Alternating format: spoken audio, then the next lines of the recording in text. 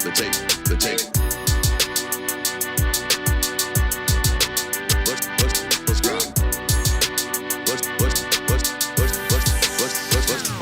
The tape. We do a little bit different around here. We ain't gonna play. We ain't gonna play. Shut up and grind the tape. The tape. Let's grind.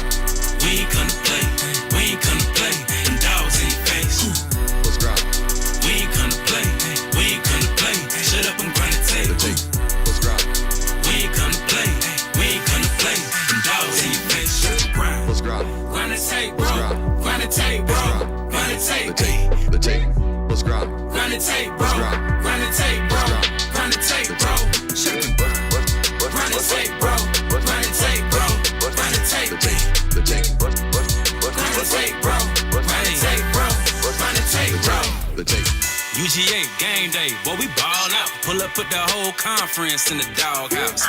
Leave them 6 feet, see me on the win streak. All-star status, go coach, and the bench deep. Right. Offense on 10, how we run it? Your best ain't nothing, we gon' send them boys punting.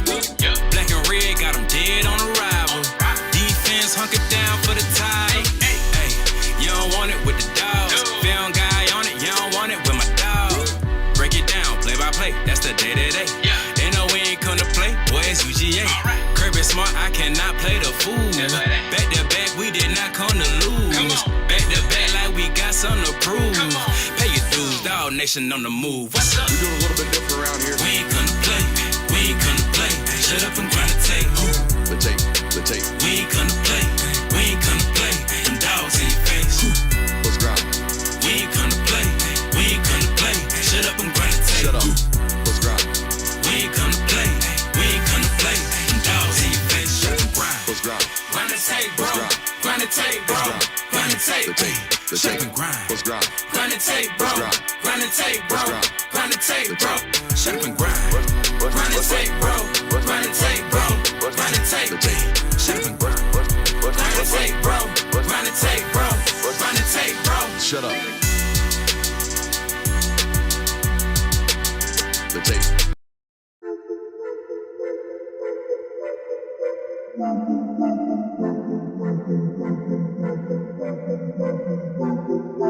Welcome in, ladies and gentlemen, to MBR, or as we like to call it around here, Nothing But Rants, the show where I find topics that I'm oddly passionate about and I pontificate upon them. These are not hot takes, but rather takes that I'm hot about.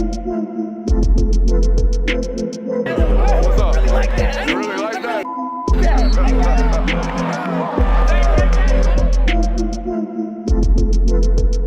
Let's shut up and grind some tape. That. What is up, ladies and gentlemen? Welcome in to the Film God Network on a fabulous Thursday evening around here. Last show, best show. Kirby was just saying it doesn't feel like a Thursday. That is because we were working on a Monday suspiciously, and you were watching a game, and then we worked on Tuesday, took Wednesday off, and now we're here on Thursday. Yeah. So, like, your whole work clock is all jacked up. I know, me personally, I am, like, extremely high-strung right about now. We spent the first 30 minutes of today's show planning, me explaining to you guys how I'm preparing for the ice apocalypse that's on its way to Northeast Georgia. But we got a loaded show for you guys tonight. We're going to start with some news because apparently there is portal news. I don't know about you guys. I cover college football for a living. I thought the portal was closed.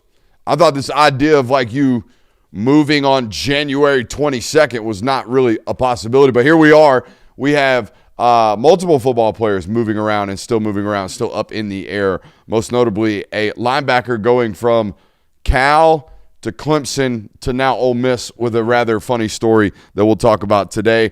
We have our final thoughts on the 2025-2026 season tonight on the show. Which teams will be better or worse potentially in 2025. We'll talk very uneducatedly about that tonight. Extremely uneducatedly. These teams are so rapidly changing every year, but especially this time of the year with limited information about who's what and who's going to play what. But we'll talk about it tonight nonetheless because it's the business. It's what we got to do. I think it's going to be a fun look back tonight at the preseason top 25 as well. We'll do that. Top 5 players for the 2025 college football season and top 5 football games of the 2025 season. Players will be traditional top 5s. We'll argue about the seasonal game top 25s. But I do want to start out there in Oxford, Mississippi, where a former Cal linebacker, will you get me my young man's name? The freshman All-ACC linebacker from Cal who was planned to transferred to Clemson, enrolled at Clemson. Reports are, look, hey, all allegations, all Twitter reporting. I'm about to tell you what I've read on the internet today. Luke Felli was enrolled at Clemson. Luke Felli was going to off-season workouts. Luke Felli was going to team meetings at Clemson. Luke Felli receives a phone call from Pete Golding. Now, it should be noted, Ole Miss fans, I know that the reason Pete Golding is poaching a linebacker from Clemson is because LSU poached a linebacker from Ole Miss. I understand this. These is dominoes. This is not allegations at your program. This is more of us talking this story out going, damn, this sure is messed up out here with what's going on in college football. So back to the storyline. All right, my man enrolls, is at class, going to team workouts, going to team meetings at Clemson. Gets a phone call from Pete Golding. Reportedly, $1 million. My man says, ha, ha, ha, ha. Laughs him off the phone, calls Dabo, informs him of said tampering attempt. Okay? And Dabo's like, thank you, son. Thank you for letting me know. Next day, Pete Golding calls. $2 million. Luke Felli goes, I bet. And on to Oxford, Mississippi. Allegedly, reportedly, internet speculation. Seems like that's what's going on. How are you allowed to go to team meetings, allowed to go to off-season workouts 6 days after the portal closed? Now you back in it? Have no and now idea. you Does this apply? Is this a rule that applies to Ole Miss? Like, are they still captivating on their extra 5 days of the transfer portal? Does it work like that? That's their players leaving their roster. That's for their players' freedom of mobility. That's the only thing I could think of. Is like there's also the last game they played was January 6th. Later than that. January 8th. Yeah. The 8th and the 9th were those games. So we're, again, well past that. No, I agree. That's the only way I could think of it being somewhat like now, legal, people balking at the price tag. I don't know if it's $2 million over 3 because he's a freshman. Right. He's got 3 years of eligibility left in college football. I don't know that. I just know what I was reading, again, allegedly, reading on social media today about this storyline. What do you do other than we're supposed to have windows? Well, but now what's happening, and this goes with the Mensa story as well. Now this is happening to a rate at certain programs where they're like, oh, I've got to pay $6 million to Duke. Whatever. Mm-hmm. Huh? Right. Well, at least we get our starting quarterback out of it. I know. That's what's insane to me. Now, that's a whole other story. It looks like to me Mensa's out here losing the battle. Mm-hmm.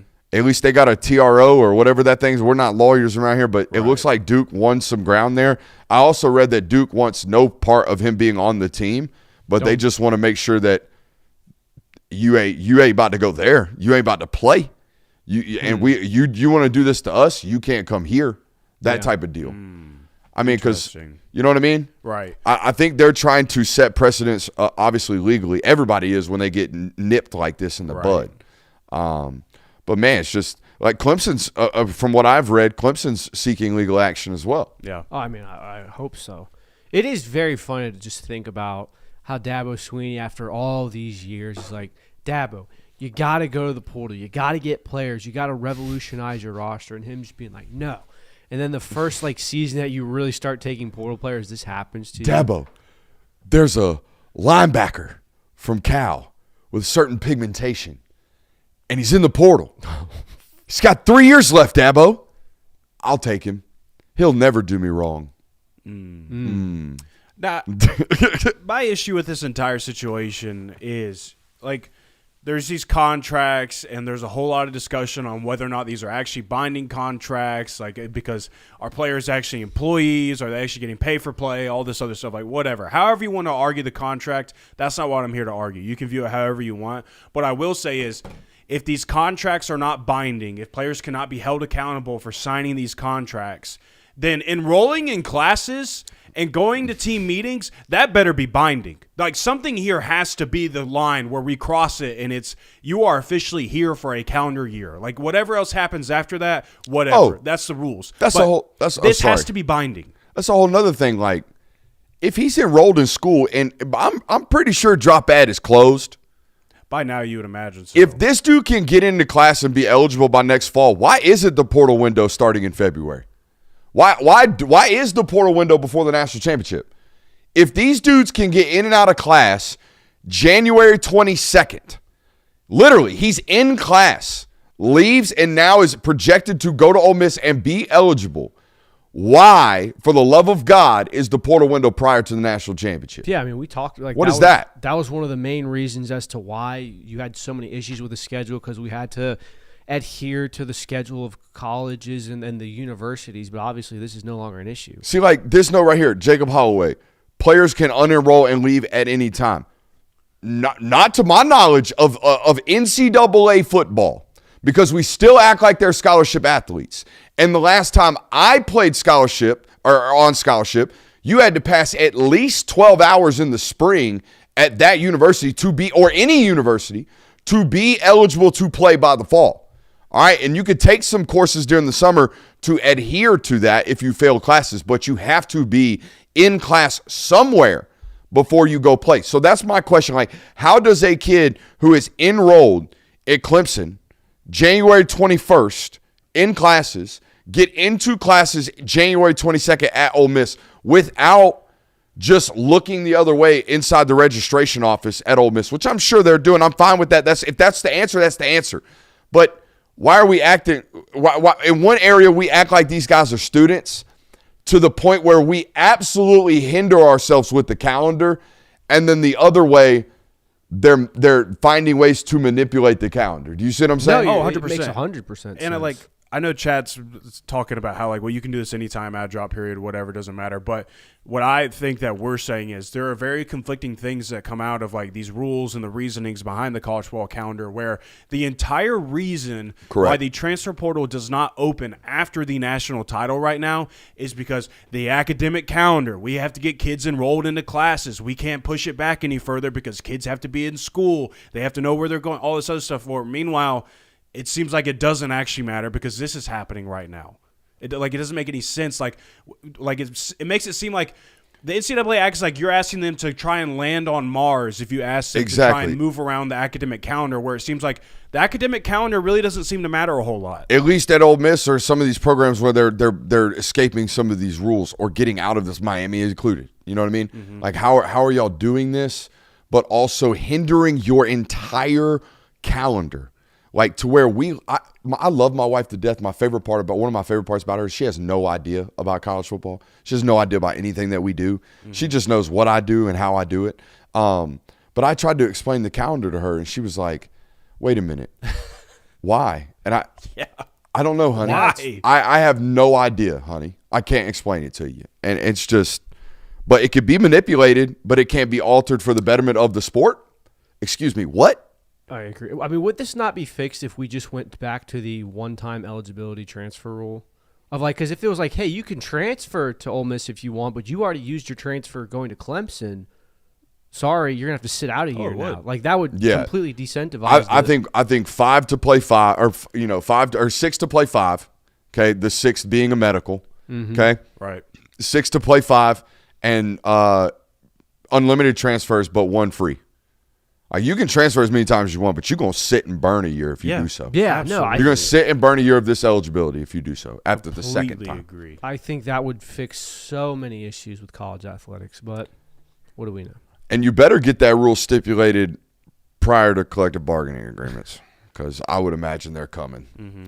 If we ever actually implement some type of salary cap, in order to do so, we have to collectively bargain. Mm-hmm. Mm-hmm. So that's a whole nother yarn to pull out of the string there.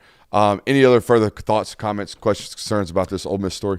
I mean, it just feels like by the time we get to the end of every discussion we have regarding these topics. Chat's saying drop ad day is until February 2nd at Ole Miss. I mean, that would make sense. Yeah. But again, it's still a crazy situation. But I feel like we get to the end of all these types of discussions with things that happen off the field, and we end up just going, Yeah, I don't know. I can't explain it. So it's a weird state of college football that we're in. It's even weirder. The whole Duke story is almost impossible to understand unless you're a lawyer. Mm-hmm. Let me start talking about TROs. What is that? You're missing me. You're already missing me there.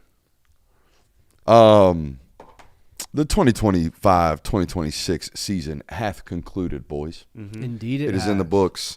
I've got a list of final thoughts from this season, and I'm just going to rattle them off. I jotted these down today, and here are my thoughts. Number one, it's still a team sport based on consistent execution at the line of scrimmage. Ole Miss was really the only football team in the semis and the quarters that had success that kind of bucked this trend. And honestly, I think they lost because their defensive line folded. You know what I mean? Mm-hmm. Like, yeah. I don't think Ole Miss survived at the end of it because they crumbled where it matters most. And when you watched Indiana, the national champion, and when you watched Miami, the national champion runner-up who had an opportunity to win, they are line of scrimmage execution and domination. That's what they are at their epitome of their build, if you will. If you control the line of scrimmage on a consistent basis, you will win a lot of games. I think that still holds true, and that's football. That's always been football, to be honest with you. Teams win, not collections of individuals. Okay? Mm-hmm. You still do have to be very, very team-oriented. You still have to be you can't just buy a bunch of good football players. I still do not believe that. Now, I think Texas is going to test this theory this year. Sure are. Okay? Now, whether or not they're a team and that's why they win, we'll find out that, whether or not they do. But, man, I think Indiana overcame a lot of this. Well, they're not as talented as that other team. Okay, well, we said that about Ohio State, the Big Ten championship game, and that team beat that talented group of people. And then we said that again about them throughout their playoff stretch, and they ran off wins against teams that have been building it through blue blood structures, through I'm going to accumulate mass amounts of blue chip and NFL talented types. And that is not how Indiana won it. They won it through a team, not a collection of talented individuals. I think that leads into my next point, which if talent dispersion is what it is, if the parity in the sport is going to be as high as it is, then coaching matters more than ever. Coaching and development on your roster matters more than ever. I think the more and more I search for answers on Indiana, the more and more I come back to, well, the coach is that. The coach is that. The coach is that special. That's why they are who they are, because every asset, when we watch them every time you get done with it, it's like same old Indiana, because they just execute your lights out for 4 quarters, and that has everything to do with coaching, in my opinion, alongside with roster development, right? I think there's winning to be done on the sideline nowadays far more than ever. Used to, it was, just give me the blue chip ratios and we'll win games. Well, now everybody has the ability to have blue chippers on their roster or really, really talented transfers. So you better be winning on the sideline with the football coach. I think this year's Indiana football team portrays that. Age is important, but experience and football IQ won out for Indiana. I think there's a lot of talking points about how old that roster is, and that roster is experienced and old. They have age on the roster. But so does Miami, so does Ole Miss. Like there are a lot of rosters in college football nowadays that are old. And dude, BYU's been this for decades. Nobody talks about this. BYU's had 22-year-old averages for decades because they have the what do you call that? The Mormon Rumspringa? No. Oh, that's Amish. The Mormons do a mission trip. Yeah. You do like Mormon missions. Sabbatical. I mean, if you knew that, I just went for the Amish joke? I just really want to hit the Rumspringa real quick. Little amphibious, ambidextrous little thing there. I like that. It's a good joke. But no, man, I think more importantly, when you watch them, their football intellect, their football feel for how things are happening in front of them is really, really beyond most football teams. And yes, that does come from age, but I think more importantly, it comes from playing experience. If you're going to buy anything out of the portal, don't just buy some old dude. Buy some dude that's got 30 starts, all right, because he's seen a lot of football and he's got a lot of feel or should on the game or during the game. Money spent developing is no good for us now, so it better be great for us later. It goes back to that development thing, right? We talked about this after the Sugar Bowl, coming back and having conversations with, guys who are in charge of building rosters throughout the SEC and throughout college football, and just having a discussion about how the worst thing on the roster nowadays is a 5-star who is not playing and not ready to play, or, God forbid, several months or several years away from playing. That is starter money that was spent to acquire that 5-star that is getting burnt up. And that type of stuff will ultimately bite you in the butt later on in the year. 5-stars got to play like 5-stars immediately nowadays in college football, it feels like. I don't think what Indiana has done is all that attainable. Like if you're Wake Forest, or if you're maybe UCLA has a 5-hour radius enough to do this, but if you're one of these programs that looks at Indiana and you've never been a blue blood in football, and you think oh, we can just do it because Kirk Cignetti's done it. I don't think that to be the case. I do think this is a very unique football coach. I think it's a very unique story. I don't think that everybody is just going to be able to coach their way to wins. If so, this would not be the storyline that it is. Do y'all agree with this? I don't think this would be, oh my God, the greatest coaching story of all time if it wasn't. If this was replicable, it would have been done prior. And you could say there's a lot of change in college football, and there is, but there's still a lot of football teams trying to build it with blue chips and dudes. And I'm not saying they don't have them. They have NFL football players, all right, but they're not first rounders. And historically, you got to have a lot of them. Yeah, and I think that goes back to kind of this whole adage of, oh, so-and-so program is just one coach away. There's 15 college football programs that if they had one of the best coaches in the sport, they would be national title contenders every year. Yeah. You don't get these guys that often. You don't get the Kurt Cignettis, the Nick Sabans, the Kirby Smart, you name it. They don't just grow on trees. It's extremely hard to find them, and you often strike out. My notes say you can invigorate the base, but you can't duplicate the coaching. We are in a you can buy supremacy or you can buy talent sport nowadays. And I understand that it's very easy to walk into an athletic director's office and explain to him that if they redivert basketball money to football, the growth and the promise for the program as a whole and the university as a whole is so much more exponentially higher in football success than it is in basketball success. So, yes, all of these schools can realize football should take precedence and start to tilt their resources. But that doesn't mean you can immediately win like this dude has in 24 months. So I think people got to be very, very careful looking at their football program and going, well, Indiana used to suck, and now they're dominating everybody. Yeah, they're dominating everybody through actually out-executing everybody, and that part is not replicable to the scale that you think it is. Yeah, we both things can't be true in the sense of people are claiming that Kurt Cignetti is now the best coach in college football. That can't be true, and then also say that, oh, well, anybody can just be this next Indiana team. If it took the best coach in college football, in your opinion, if that's who Kurt Cignetti is, if it took that, you're not just going to be able to replicate that at anywhere because it took the best coach in college football in your eyes, or one of the best coaches in college football, and those don't just grow on trees every now and then. Or at the very least, one of the best coaching seasons we have ever seen. For sure. Even if Kurt Cignetti is not number one in your eyes right now, what he just did at Indiana is unprecedented, unheard of. It's not like you can just go, oh, we'll just get the next Kurt Cignetti out there. There's not always the next one of these. So it's a very valid point. I mean, dude, they were 1 to 100 odds this year to win a national title. Made someone very rich. It was not something that should be expected. I don't think you should expect it to be attainably duplicatable. Right. How about them words? Yeah, there you go. It rolled off the tongue nicely, though, honestly. Yeah, it did. Sometimes my made-up football words will do that. Yeah. I think it's a lot of talking, to be honest with you. Y'all's final thoughts? Yeah, I kind of want to start. Oh, I had one more. My bad. One more. Ahead. Why was it such a weird year statistically? Absolutely nobody lit it up. We had a Heisman Trophy winner who didn't throw in 300 yards in a single game. The best running back in the country had 1,400 yards. Mm-hmm. Yeah, I mean, we kind of talked about this as well. It's weird. I don't have an explanation for it. Even Jeremiah Smith kind of sneakily dominated.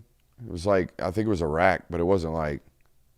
Right. But it was also What's going on there? Well, you see that and then be like, oh, well, it must have been it was the defensive year. Like, there wasn't really a defense that you'd point to and be like, oh, this defense just lit it up this year. It was the year of like Georgia's 2021 season. Like, that type of team wasn't anywhere to be seen in college football. It was a very interesting year. Statistically mediocre, I would agree with you on that. Why is that? Do you think it's because games are tighter? Yeah, I don't know. I can't Not really, as many blowouts, maybe? I can't really explain it for the quarterback position, but my immediate thought was, and this is kind of an out there thought on this, or maybe an answer for this, but potentially because of the era of college football that we're in, you kind of have to feed a lot of mouths. You got to make sure that there's a lot of mouths that are being fed and are satisfied at the end of the day, like throughout every single game, where I don't know, like used to in previous years, like you just had the one running back that you're like, all right, we're just going to feed this guy 30 totes today, and we're going to make sure that he gets his 120 yards, and that's that. Or we're going to have this wide receiver, and he's going to have 8 catches today, and he's going to go for 115 yards every single weekend. Like, maybe now it's like we really got to spread the wealth a little bit around here, but I don't know. That doesn't answer the question of, like, why aren't quarterbacks putting up the numbers that they have been in previous years? And, again, that's a very distant answer that I have that just like kind of popped in my head. Not saying that that's the case. Yeah, I agree. Go ahead. Final thoughts, right. you guys. My bad. I want to start by kind of speaking on behalf of the show, because I don't think that on Tuesday when we came here, we did a good enough job of kind of eating crow and admitting how wrong we were about this Indiana football team. We came into the season and in all preseason of last year and off-season stuff talking about how they're going to take a step back. They're not going to be able to beat Oregon. They're not going to be able to beat Penn State. The Kurt Signetti thing is going to kind of grow old. Like even you had like they might be a hate watch this year. Right. Fernando Mendoza was a good quarterback name, but it wasn't necessarily someone we're like, oh, that's a Heisman frontrunner. That's a guy that can lead them to a national title. So I just kind of want to say, and it's a little late to do this because there's been plenty of other national media analysts have said, oh, we were wrong about Indiana, but we were all wrong about Indiana. That was kind of a thought that I feel like we didn't necessarily convey really well on the show. Is that we were absolutely wrong about this team. Here's what I will say. After they beat Ohio State, I trounced on everyone who was like, oh, wait till they play somebody talented. Sir. Did. Oh, yeah, sir. Because up until that point, because for good reason, by the way, like they did lose to Ohio State by 17 points last year, whatever it was. It was multiple scores. It was not a close game. They did get beat handily by Notre Dame last year. And up until they beat Ohio State and Oregon this year, they hadn't played one of these football teams. Right. So when they beat Oregon on the road and when they beat Ohio State, I was like, this is something's different here. Mm-hmm. But I do think it has been a while. That being said, this dum-dum picked against them every single time this year. So I respected them, but continued to pick against them. So egg on my face. You're right. Yeah, because I was, like I said, You're right. This is all three of us. I remember on Wednesday I was thinking about, I was like, we talked a lot about that game and a lot about what Indiana did, but we didn't really sit here and go like, hey, we didn't believe in this team. We didn't think that they were able to do this. So shout out to Indiana for proving all of us wrong. My second final thought on this season also pertains to Indiana. And for as much as we talked about how this was kind of a mediocre season statistically, no one really rose to the occasion as far as, oh my God, they had a season. Like, no one's going to look back and go, 2025 was this player's season. It feels like this was the first time in a few years where the college football champion was kind of the people's champion. Like, if you think back to last year, and I know what you're saying, it's a hard thing to think about. Everyone kind of loves this Indiana story. You can't help but like Fernando Mendoza and all that he's done. Kurt Signetti, while he's kind of brash and he is arrogant, he grows on people. He's not an unlikable figure. He's not someone that rubs you the wrong way.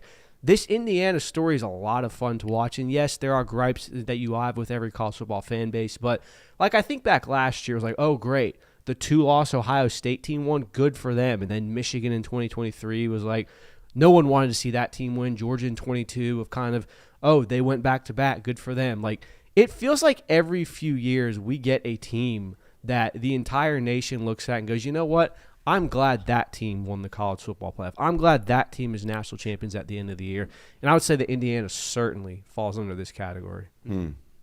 Is that all yours? Yeah, so those were the two final thoughts I had on the All right, well, I got season. 3 of them. My first one that I have. The expanded playoffs both provided great games, but also proved that it needs some changes. Like, I think outside of, like, the first round, like, After that, we got some great football games. I think that there were great quarterfinal matchups. Not all of them were great, but, I mean, the national title game was one of the best that we had seen, I would say. 30 million people watched that, Jonathan. 30 million people watched it. The Final Four games were good outside of Indiana beating the crap out of Oregon. Never mind. Confidence monitor went out. I thought you hit camera 1 over there. No. Hey, this studio's crumbling by the hour. Continue. But I would also say that there are some very apparent issues that need to be fixed with this. Number one, we got to shrink the schedule of this sucker. And next year it's only going to get longer. I think the national title game is going to be played on January 25th. January 25th. And we're talking about conference championship weekend still being the first weekend of December. We're talking about 2 months to play a playoff. Things are wrong with that, in my opinion. I don't think that we need to have teams taking almost an entire month off before they play their first playoff game from the last time that they played college football. We got to do something about that, in my opinion. No G5 auto bids. You can say I don't love football. You can do all the things that you want, but I've seen it too many times, and it's been 2 years, and this time we got 2 cracks at it. We got to see 2 teams get a shot at even just winning 1 game. And it didn't happen. And I think we just need to eliminate it. They can still be part of it. We can welcome them in when they earn it. But the auto bid for them, get it out of here. I'm just not here for it. At least got to be ranked inside the top 12. Just make them that's earn what I'm it. saying. Like, earn it. Like this, we're not that far removed from this happening. Boise State did this. Exactly. They got automatic top 4, which we disagreed with. And it got fixed. And that got fixed. Fix this. Yes. Earn your right there. Absolutely. And I'm good with that. Wholeheartedly agree. And then the final one that I have is I think we need to be more selective and patient with the destinations that we're choosing for these teams to go to. This was my thought for the semifinal matchups where I didn't think it made any sense for Ole Miss and Miami to be out there playing in Arizona while Indiana and Oregon were playing in the Bins.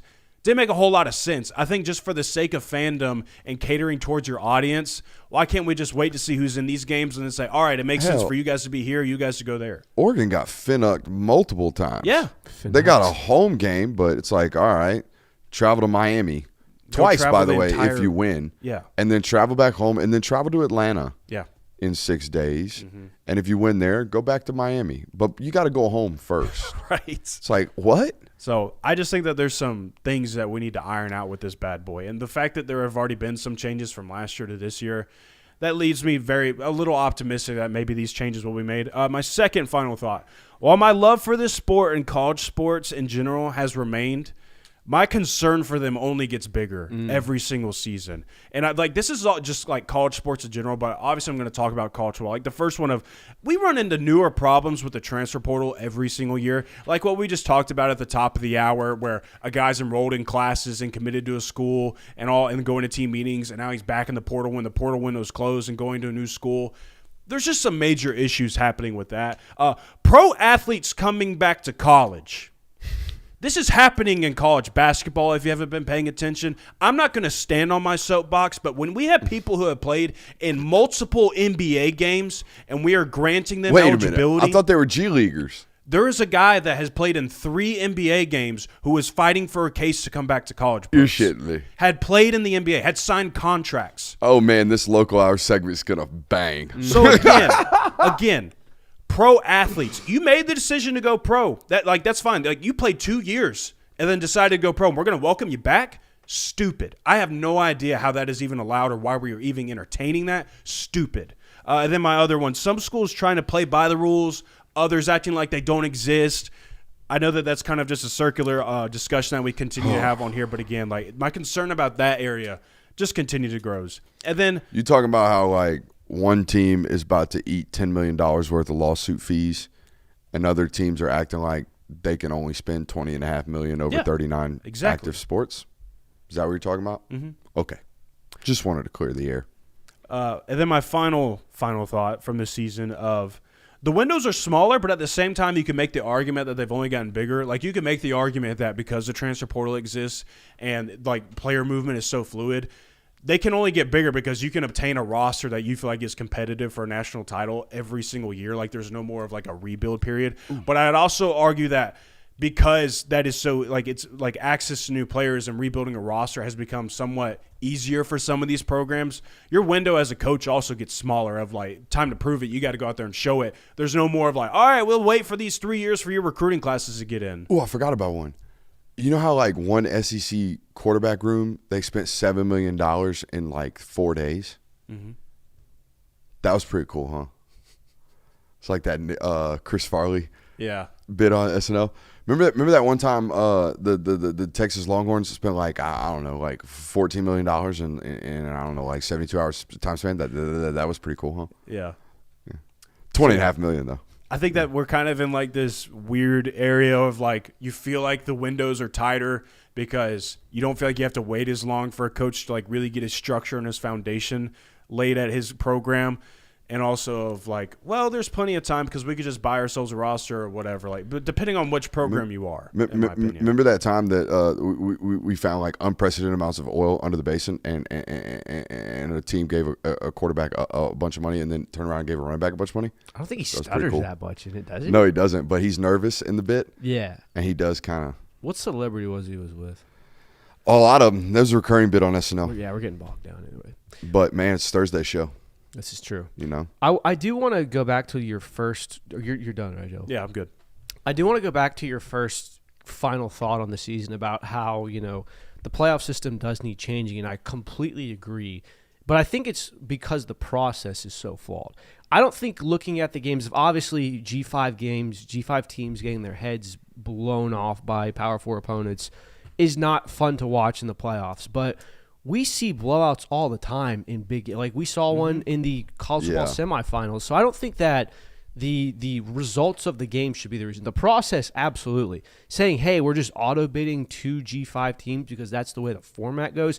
There's got to be something better to do this. But I don't think saying, oh, well, the G5 teams got killed again, so this is why it needs to be changed. So that was just kind of the addition I wanted. To kind of restate my point also of like one. I disagreed with expanding to 12, and I still disagree expanding to 12 to some extent.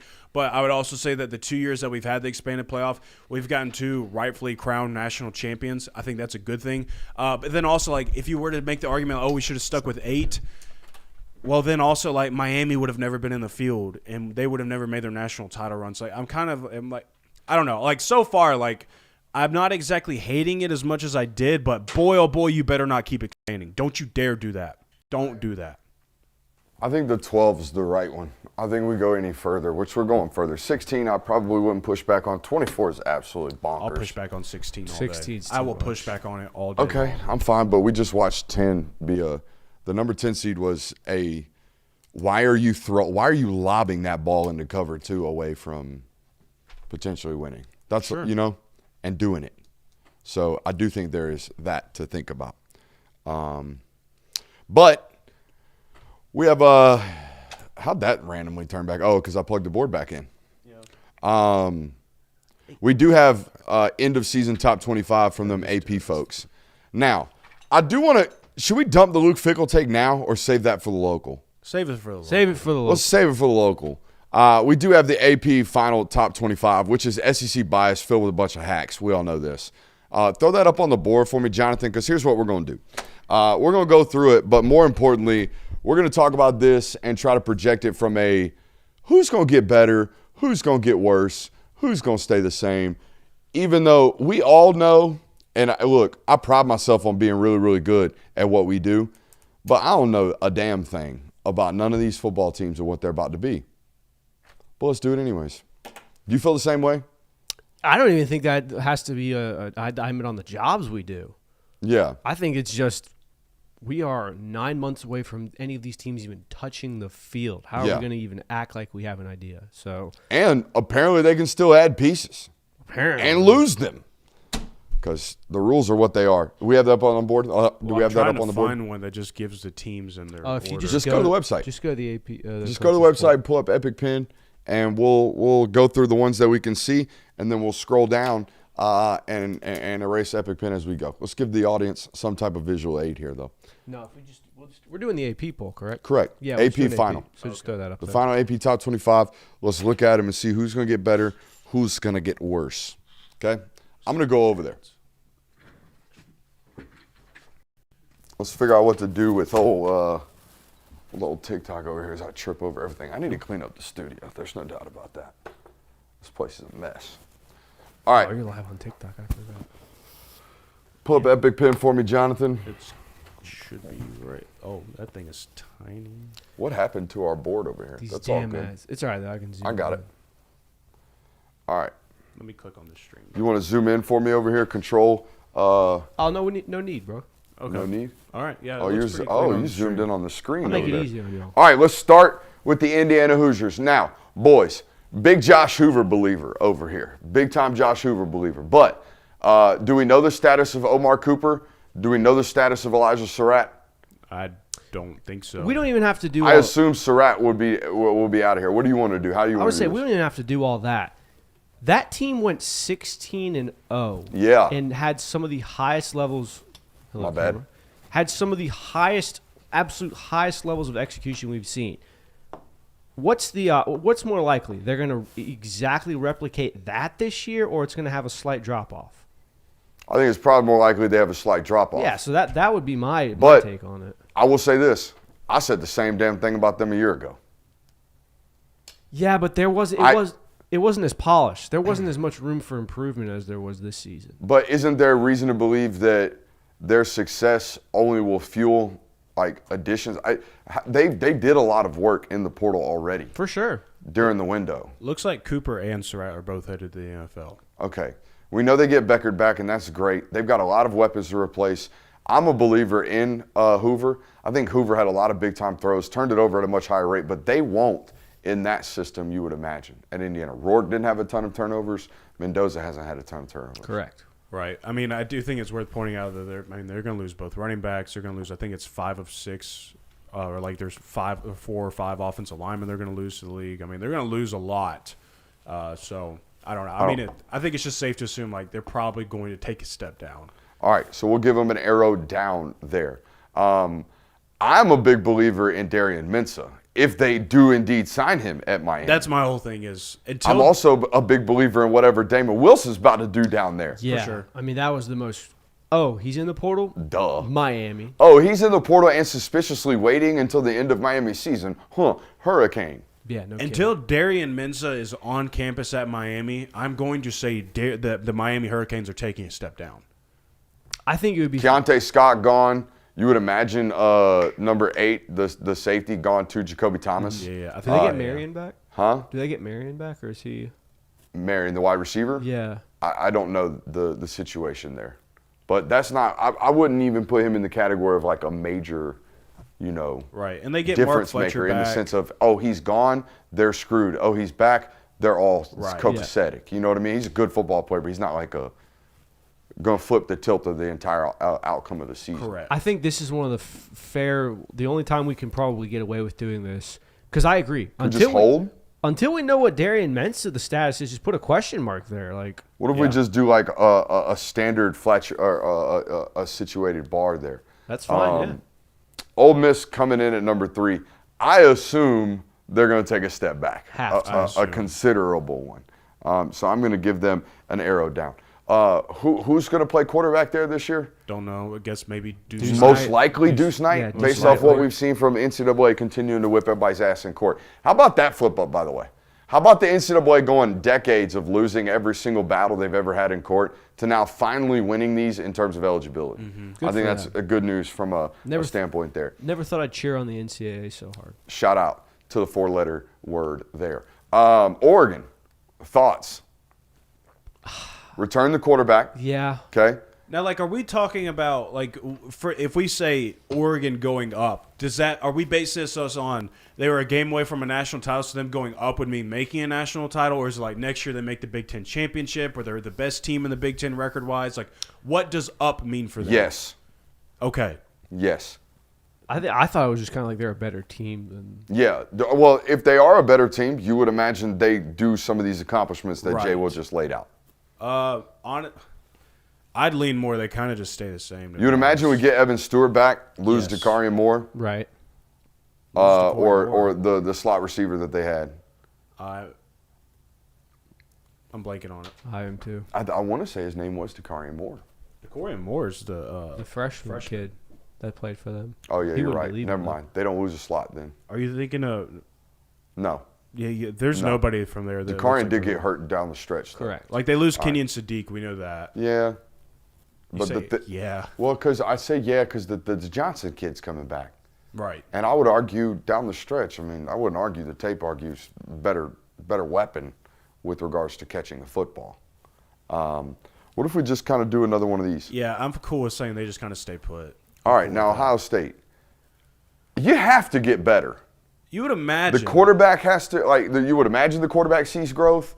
My question about them down the stretch was, even if the quarterback does grow, y'all didn't protect him. No. Yeah. Now, I know Miami is what Miami is, but if you would have seen any of them, you would have been in trouble. If you'd have seen Indiana, you'd have been in trouble. If you'd have seen Texas Tech, you'd have been in trouble. Oregon probably would have given you some trouble up front. That was my problem with them. I know they've rebuilt the defensive line, or at least tried to, with what was left of Alabama's roster. It feels like for as much of a, as much as they dominated the regular season, as much as everyone was like, this is the best team in college football, it feels like there's a lot of room to improve. And with the experience that they have coming back, yes, you're going to lose a lot of defensive guys on the back end. Caleb Downs not being there is going to hurt. But Julian Sain's got to take another step forward. They've always had pretty solid running backs. You get your final year of Jeremiah Smith. Brandon Ennis has to take a major step. Correct, yeah. You know what I mean? Yeah, I don't know. I'm hesitant. A lot going on there. I would say up. Now, they've had a good transfer portal class, so they've filled some areas that were necessary, and they built up some depth, in my opinion.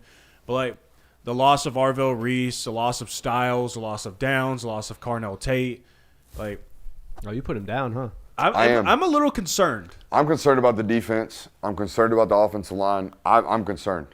And not that this. And by the way, I think it's a down from what you're talking about.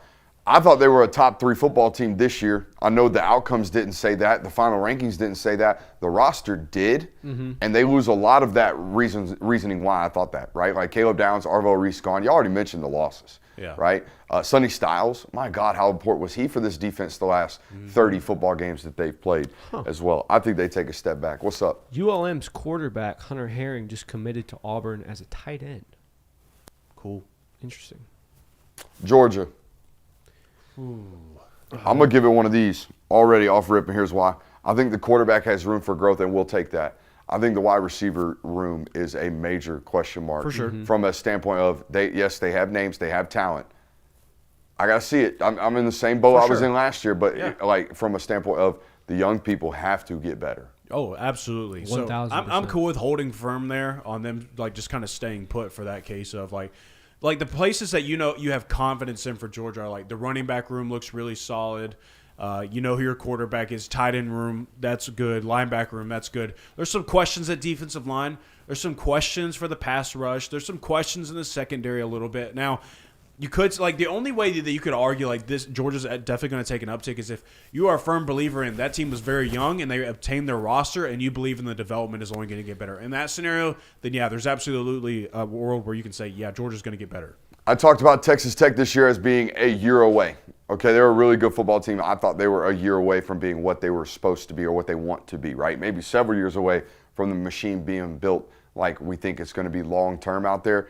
I've got them up a level. I think they improved at the quarterback position, which we know is the most important position in the world. Did they take leaps and bounds from Morton to Sorsby? No, but I think it's a considerable improvement. Yeah, I mean, that talent is only going to start getting in for, they didn't really start spending. Jonathan seemed doubtful of what I just had to say. Well, so, don't get me wrong. There was a point in time in this season where I was kind of letting everybody know about Brennan Sorsby. I am a Brennan Sorsby guy. Yeah.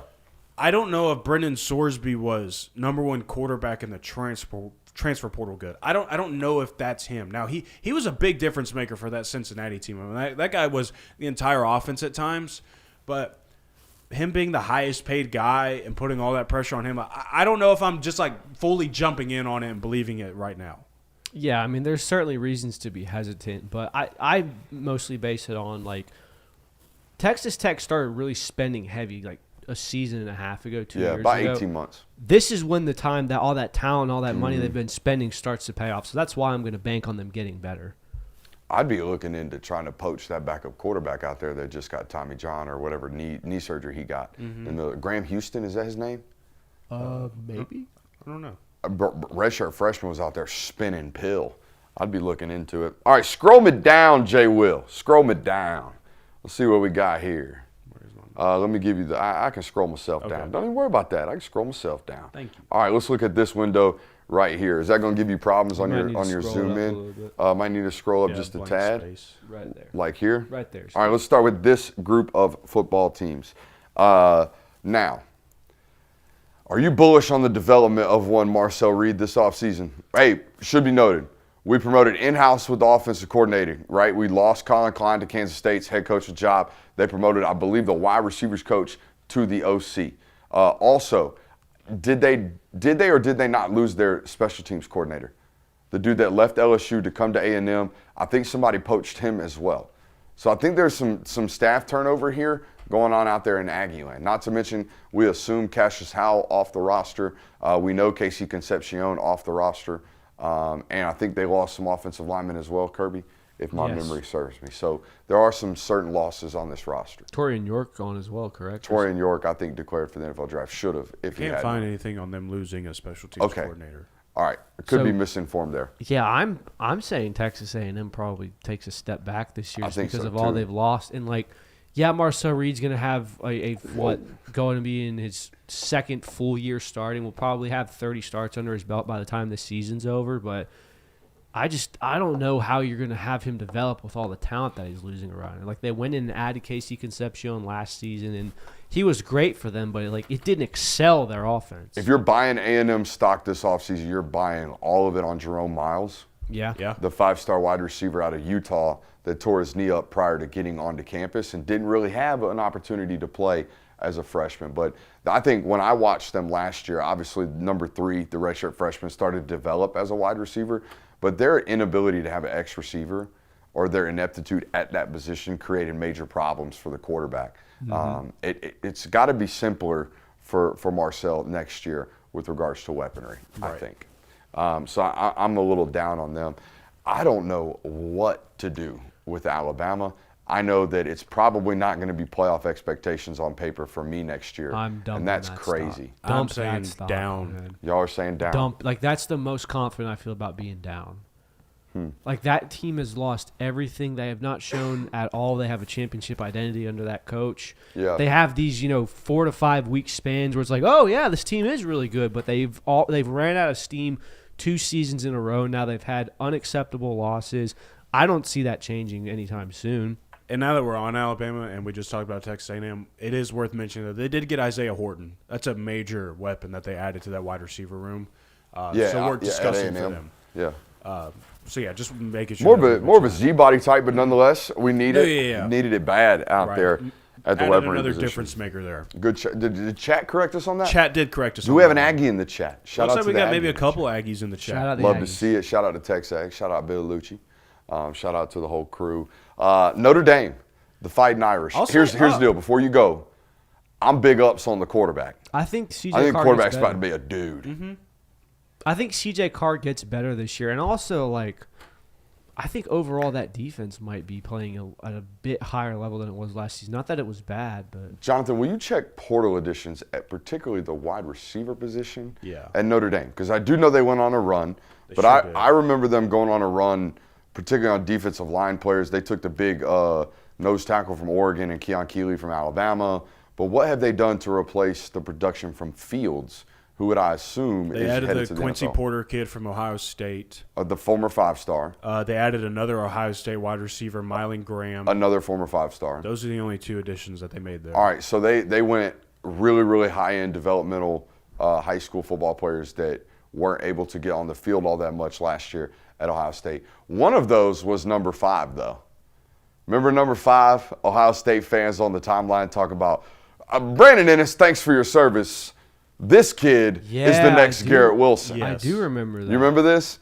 I'm a little stock up. Yeah, I'm cool with that. On the Irish. Shout out Shane Gillis, friend of the show.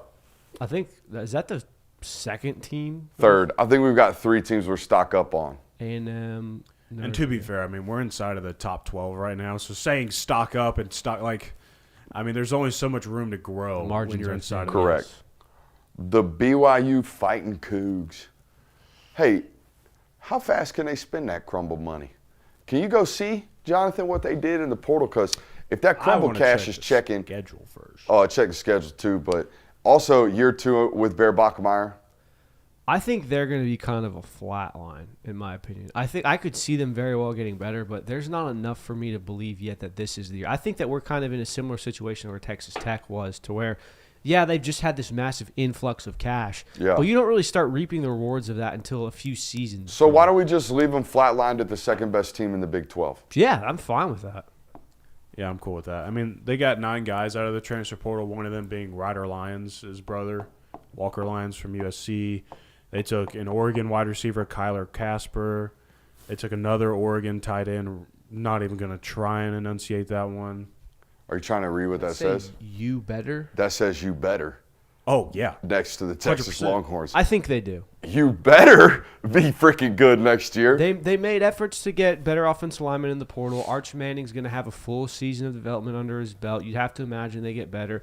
Will Muschamp's getting added to that defense, which they lost a lot of talent, but it's also we know the prestige that comes with being Will Muschamp in that defense. Like, they're going to be a better football team this year. Are they going to be a national title contender? I don't know, but they will be better. All right, let's go on to Oklahoma. We need to speed this up just a little bit. I talked about them as next year's window. I thought next year for the roster they need to get better or have the opportunity to be really, really competitive. But they still had flaws on the roster this year. Jonathan, I'm sure you're already checking their portal additions. What did we do at offensive line and receiver? Because those are my primary questions. I know Venables, old Brent Brett, going to have a great defense. And I know Mateer had his problems this year, but I think they'd be a whole lot more alleviated if we actually had a run game and we actually had a weaponry unit outside that's not Burks and a tight end. So they got Livingston, obviously, from Texas. Yeah. That Correct. was one of their big Parker wide Livingston, receiver additions. he's pretty good. They also got Trell Harris from Virginia. Oh, that's right. They did. That was a pretty big addition for them. They also got Mackenzie Allen from Washington State. So they got 3 or 4 wide receivers and added 2 tight ends as well from the transfer portal. I'm saying up. You're saying up? I'm going to trust a Brett Venables. How about this? The roster should be better. I don't know if the results are going to be better. Are the results going to be better than a freaking home playoff game? That's fair. I mean, that's a You fair know what I question. mean? Like, It's why it's important to capitalize on these windows when the window gets cracked open Yeah. suddenly out of nowhere. What were you about to say before I rudely cut you? I would say I think it's basically like I'm going to trust Brett Venables to always put a good defense on the field, and you're going to trust the development of John Mateer, who's going to be in his 3rd season with this system. So, Unanimous down on Utah as the board goes out. Unanimous down on Utah? yeah. Probably. Let's scroll. Sorry, Utes fans watching today. Oh, here we go. Who's going to be the Jared Curtis hater tonight? Vanderbilt. Down. I'll be the hater. Down. I'm not actually a hater, but Not a hater, but you're a true freshman making a start after a guy that was 27 was on that roster. I mean, that roster was so old. You lost so many pieces. Yeah, Virginia had the best football season in 45 years at their program. Yeah, I mean, they were in a conference title game. I think it's safe to say they'll probably take Probably down. Well, you know what? Iowa is 9-4 perpetually. Flat We'll just line. flatline Give them. them that. Tulane, new football coach. Down. Yeah. Going to lose a ton of their good football players to Florida if there are great football players on that roster. I'm going to – well, nope. Hey, you know what? Florida fans, you got to be a little ticked off that Billy Napier's like, now's the time at JMU to let somebody else call plays. Yeah. Went 3 years saying no. I've learned my lesson. Absolutely not. I'm gonna do How that. dare you ask? I'm going to relinquish my duties at this smaller school. Yeah, no, I agree. But I think JMU's got a chance to just Flatline it? yeah. Just the same thing. USC, are they going to improve on 9 that and they 4? tick up. I would say up, honestly. What if they're like 18 months from ticking up? They might be. Because all the recruiting got done in 26. This is true, but also The at the same 25 point- class wasn't great. But here's my case. All right, if that's the case and that's how that coaching staff viewed it, why would you hitch your wagon this year to bring in Mayava back? Why not just say, all right, Hassan Longstreet, let's get some growing pains out because we believe the window is up. And here's my thing as well. I put USC kind of in that same category as we put Texas of like hey, you kind of better do this. So I think they'll be better. I think Whittingham's going to spend a year cleaning house. Yeah. Just getting the house in order, and Michigan's going to kind I this year. Give me down. Give me down on You're Michigan. going down on When Michigan? you look, anytime you Dude, do, it can't be worse than we don't have a quarterbacks coach. I mean, they were what? They were 8-4 this year. They We're weren't 9-4 Yeah, they were 8-4 in the regular through all season. the chaos. Yeah. Like when you have to remodel a home or when you have to do rebuilds of things, you got to tear it down to the studs. And when you start doing that, it looks horrible. Yeah. Kirby Smart took a 9-3 team and made it 7-5 immediately. Like it looks bad when you first start rebuilding. What a take. I'm a up on the next 2 years for Michigan, but give me down right now. Oh, that's an N. What is going on? Too much caffeine? There you go. That's the arrow. All right, let's scroll down, see what we got here. 22. Oh, wow. The Houston Cougars. Good? That's fair. Good? All right. Scroll me to the preseason. TCU will get worse. TCU will get worse. All right, let's scroll to the preseason. So let's go all the way up, week 1? Week 1, yes, sir. Week 1. Let's see how bad this looks. Boy, I don't even want to look at this. Oh, man. Boy, oh, boy. Yeah. Oof. Honestly, not terrible. Not terrible. Now, obviously, there's some big misses there. Like Penn State, big miss. Clemson, big miss. Texas, kind of a Yeah, go ahead and miss. put that dot next to Texas, too. LSU, big miss. But, like, Miami playoff team, Alabama playoff team, Oregon let's playoff give them team. a slighter shade of poo No, that was because it wasn't as poopful as Clemson and the rest. That's fair. That is fair. This was absolute poop all year long. You're going to have to scroll down a little bit. Yeah, I will in a second. Actually, wait. Already? Right now? Wait, you know what? Oh, that is the South Carolina Gamecocks. Yeah, everybody. that turned to poop. Poop. Florida. Florida turned to poop. SMU was 16th good. I think they were all right. To chat, we have now transitioned to looking at preseason rankings My and bad. rating how they went from Yeah. then to now. This is not the same segment that we're doing at the moment. Yeah, this is looking at preseason rankings going, man, you guys didn't live up to the hype. This is all their fault, by the way. This is not the media's fault. It's all their fault. I don't feel like scrolling down past people who I didn't have a tremendous amount of expectations for. But let's go look. Where is Indiana? Hold on. Where is Indiana? Great question. They're down at 20 preseason. 20. Ole Miss was 21. 21. 23 Texas Tech. Let's Wow. go green. Here. I would argue here. Yeah, I mean, yeah, definitely. Made a playoff game. Here. Oklahoma. That's really it. Oklahoma. The Kansas State I Wildcats. don't. Yeah, Oklahoma finished like top 10. They What a time started that at was. 18.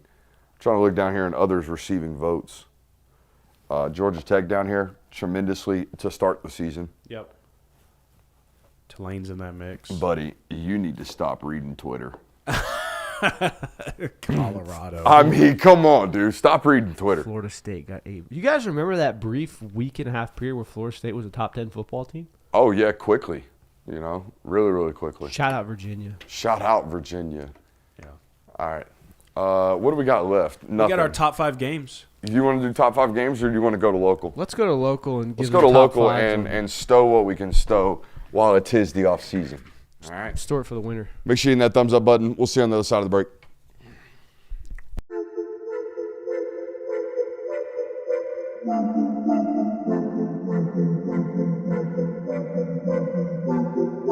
Welcome into Talk the Dog, the show where we find a bone to pick and a take to give. These are not hot takes. These is dog takes. Can I talk that dog? What's up? You really like that?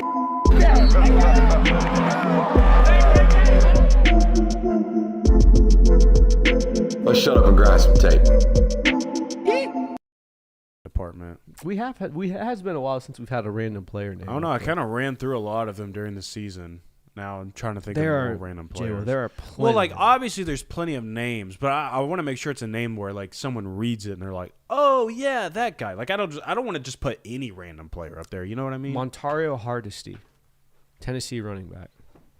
Okay. Well, there you go. There's your random player of the day, everybody. Well, Brooks comes back into the studio after intermission. What is up, ladies and gentlemen? Welcome back in to another loaded hour here on the Film Guy Network. It's a loaded local hour. Last hour, best hour here on the network. Apparently, Luke Fickle hates the dogs. Supposedly. Apparently, Luke Fickle hates the dogs, so we're going to talk about that. Jake Fromm got jokes for the timeline. We've got an even better segment based off Jake Fromm's joke from the timeline. Woulda, coulda, shoulda game going on tonight. That's what my notes say. Woulda, shoulda, coulda game going on. Way too early to look at the 2027 class. We're going to watch some film tonight. And it is Thursday during the offseason, so we are going to take questions from our Discord. Patreon.com/Brooks Austin to get access to said Discord. Let's start with the news, boys. Luke Fickle hates the dogs. Apparently. I mean, how dare he? Luke Fickle leaving the University of Georgia off his top 25 final coaches AP poll. Here's the take. Well, before you do that, before you give that take, because it's a banger of a take, what's worse, forgetting and just leaving them off completely, or having some sort of vindication where it's like, George, I'm not leaving them. I'm not putting them on my ballot.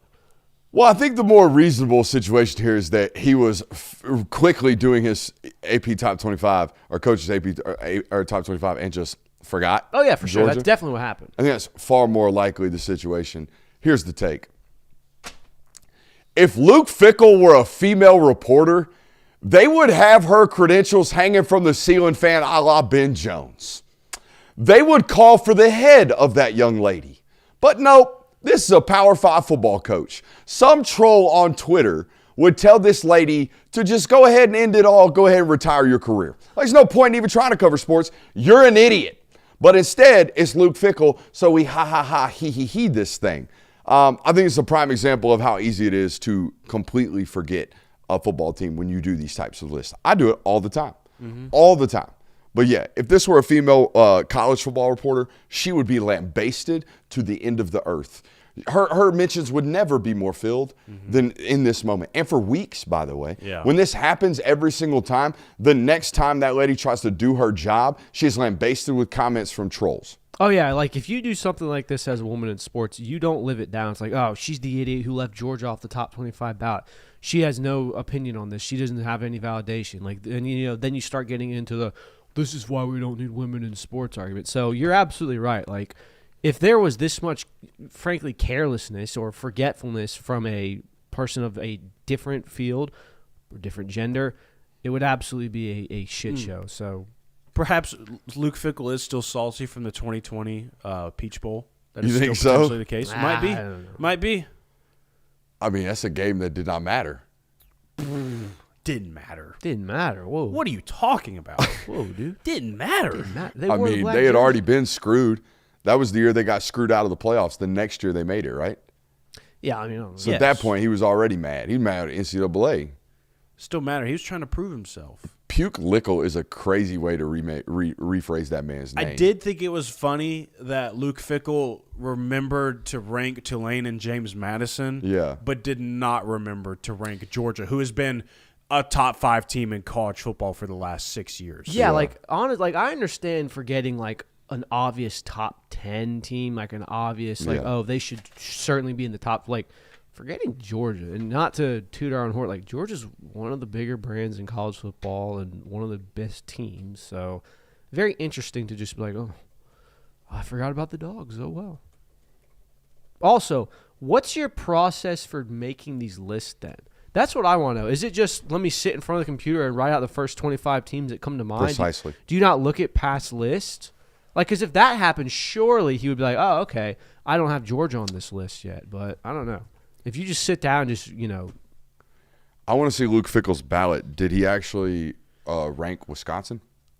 I don't think he did. I don't believe so. I don't think you can make that many mistakes. No, I will say Luke Fickle was not the only coach that had a major omission on his rankings. Delaware's head coach had multiple. For starters, Oklahoma, nowhere to be found. Ohio State, nowhere to be found on his. Yeah, like that's like I would get forgetting Oklahoma because, they're a good team, but they're in the top 15. Georgia's one of the top 5 to 6 best teams. But, again. The Delaware football coach, not as hot as Luke Fickle. You know what I mean? Oh, you were peeping game? Nah, I'm just. You know me, I be peeping dudes. Oh, Lord. Yeah, double down. That's right. That's crazy. Now, what else is crazy is all these eligibility stories. Oh, now, God. Jonathan, you mentioned there you had a great get off my lawn take earlier about college basketball. College basketball's gotten irate with former professionals suing the NCAA for extra eligibility to get back into college hoops. And I would imagine it's only a matter of time before they try this nonsense in college football. So much so that I think Rusty Manziel made a joke today on social media about why not just bring Jake Fromm back. I'm sure we can get some lawyers big enough to do it. And Jake Fromm quote tweeted it with, if anyone's down to pay the legal fees, Yeah. I'm game. Something along those lines. If anyone's down to pay the legal fees, I'm the game. Which got us thinking. First and foremost, me thinking, y'all aren't prepared for this, but I'm going to lay it on you. All right. Jake Fromm versus Gunnar Stockton right now. Who you got? In what, like a QB competition? Yep. Jake Fromm gets to lace him up tomorrow, enroll at the University of Georgia, and go into battle in a QB competition with Gunnar Stockton. I'm going to go Gunnar Stockton. That roster is built around the identity of Gunnar Stockton. That team is molded because of what Gunnar Stockton has done the last 18 months in that building. Having a guy like Jake Fromm coming out, Jake Fromm was a very talented quarterback for Georgia. Jake Fromm was a leader in his time then. That's not Jake Fromm's team, and you don't come in and just, take over the team. There's a very specific vice that Jake Fromm helps me out on the sideline when I see him at football games. I can't get that vice if he's got a helmet on. So you I'm gonna could. need Oh, that. you could. I mean, You Stetson probably had could. that. Stetson could. Stetson. But Jake Fromm seems a little bit more clean cut than me chewing on national television. Nah. I'd go with Gunnar just for the sake of I need another season of Gunnar, all right? I do. I just need another season of it, all right? No offense to you, Jake, whatsoever. Loved your time as a dog, but I need another season of Gunnar Stockton. All right, so an even better game. Top 5 dogs, prior dogs, that you could sue the NCAA for and get a singular year of eligibility for. Now, we've taken this multiple routes. I took it a very oddly specific route. Here's the oddly specific route. This player is recently out of the league. Or fringe on the league. We're going to sue the NCAA for another year, go back to Georgia, make an obscene amount of NIL money, and change their roster. You ready? Yep. Start with number 5. Rodrigo Blankenship. Oh, yes. Oh, yeah. Now, Rodrigo Blankenship. Now, you don't really need a place kicker because No. Wittering's a dog. But you know what? Come on. some would say he's a bad MFer. Have you not? We know his wrist tape. He's got bad MF written on his Peyton wrist Woodring tape. has bad MFer written on his wrist tape. He's from Louisiana. I don't know if he's like that, but maybe he is. Oh, he's like that. He's like that, bro. He's like that, Brooks. He's like that. Come on, dude. You don't want to see him in the Are we hole. questioning that right now? And look, Yo. Nah, that's not even. What's I'm up? glad that Rodrigo Blankenship is getting opportunities with the Birmingham Stallions to be a kicker right now, but you cannot tell me that. Rodrigo, just sit behind Peyton Woodring. In fact, we'll let you do kickoffs. You can do kickoffs, and you'd make 10 times the money than you would right now in the UFL. Rodrigo Blankenship certainly deserves to be one of the NIL stars because he would be. Like, that Quavo pick is still used today. That thing's almost a decade old now. Yeah. Dude, I wish he should be like, they're suing the NCAA retroactively for money. Some of these athletes are from like 16 to 2020. Yeah. No athlete has a stronger case for, y'all should give me that money y'all made off of me than Rodrigo. For sure. All those shirts that they made off of his specs and him in the helmet, like, dude, they owe you bread. Yeah. They owe you absolute bread. Because it's not like he was out here Johnny Manziel in it either. No. Like, I don't think Rodrigo Blankenship was like, no, I'm signing these to get my checks. Now, Rodrigo out the league, hanging out in UFL doing the thing. Yeah. I think he's in Birmingham with the Stallions. Yeah. So he's obviously a candidate for this. Now, this guy is on a practice squad, if my memory serves me. So we're going to have to convince him a little bit because he's making about $400,000. But bring Malik Herring on back. yeah. I need a veteran, savvy defensive end that can give me 30 snaps a game when Gabe Harris is sucking wind. Come on down, Malik Herring. For sure. I would appreciate that greatly. Now, he does have a promising wrestling career, this next candidate, I believe. Dude, yeah. But, boy, you're looking for some thunder on 3rd and short? Come on down, Elijah Holyfield. I see the tweets. I see the videos. You still look like you could tote the rock just a tad bit. He looks like he Definitely. towed it more. Talking about not trying to see him in the hole. Don't come near me. There is not bad weight on that man's body. Nope. No, there isn't. Now, no allegations here. Are we NCAA verified there? Oh, dude, he'd melt the cop. For sure. He'd singe it. No, I don't want He'd to. melt the cup. I don't want to besmirch Mr. Holyfield. To be in a Allegations not held liable. to look Continue. to look like that year round and to be in that occupation and to be on the road as much, you need a little help. There's nothing wrong with that. There's nothing at all to be ashamed of. He has absolutely earned that physique. I don't know if it would pass competition. I could be absolutely wrong, but I don't want to besmirch it. Number 2 on the list, you need a swing 5. You need a swing 5 offensive lineman. Yeah, you do. Who better than the man who's been doing it in the NFL for about 6 years now and is no longer currently on an active roster, according to Wikipedia, Isaiah Wynn. Ooh, yes. That's a good one. That's Come a on, good Isaiah Wynn. Let's sue the NCAA. The first We get another round year. pick of Kirby Smart's tenure, correct? Yes, I believe so.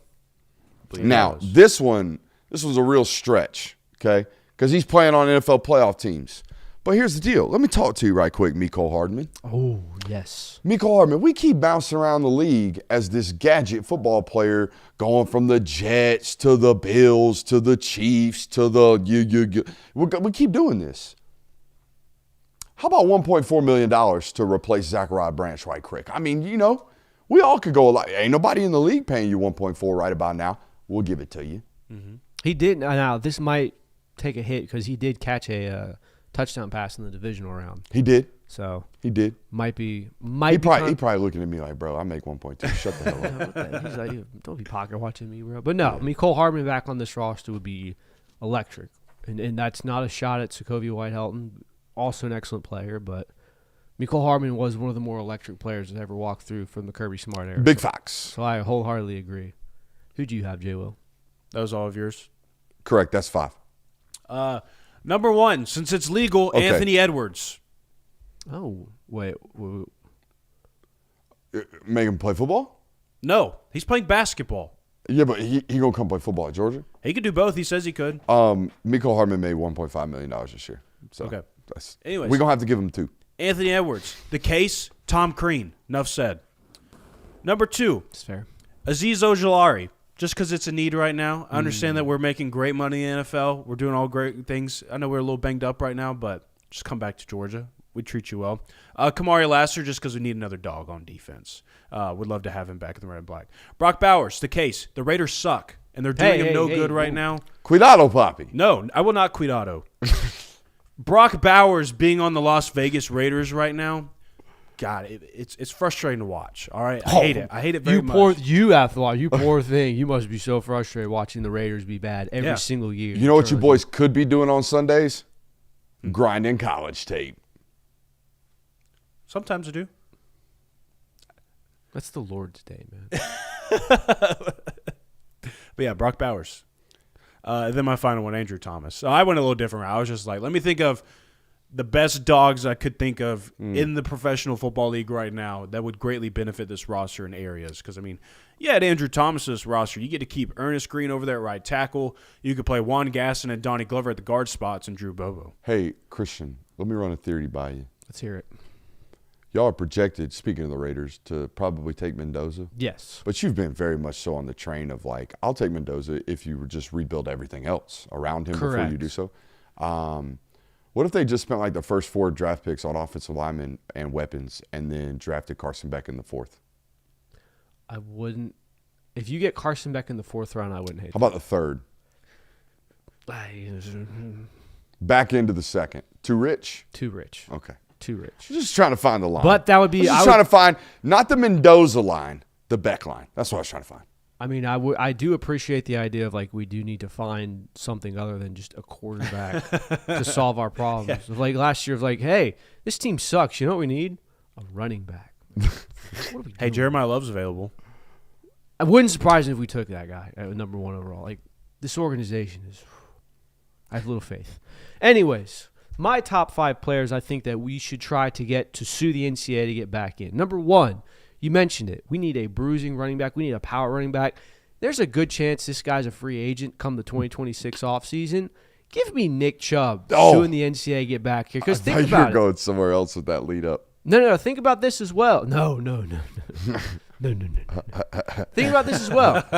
He missed basically the entire 2015 season with a knee injury, enough to qualify for a red shirt. Now, hey, I need that medical red shirt. Oh. Nick Chubb, come be our third down back after your time in the league. Also, come break the all-time rushing record in the conference.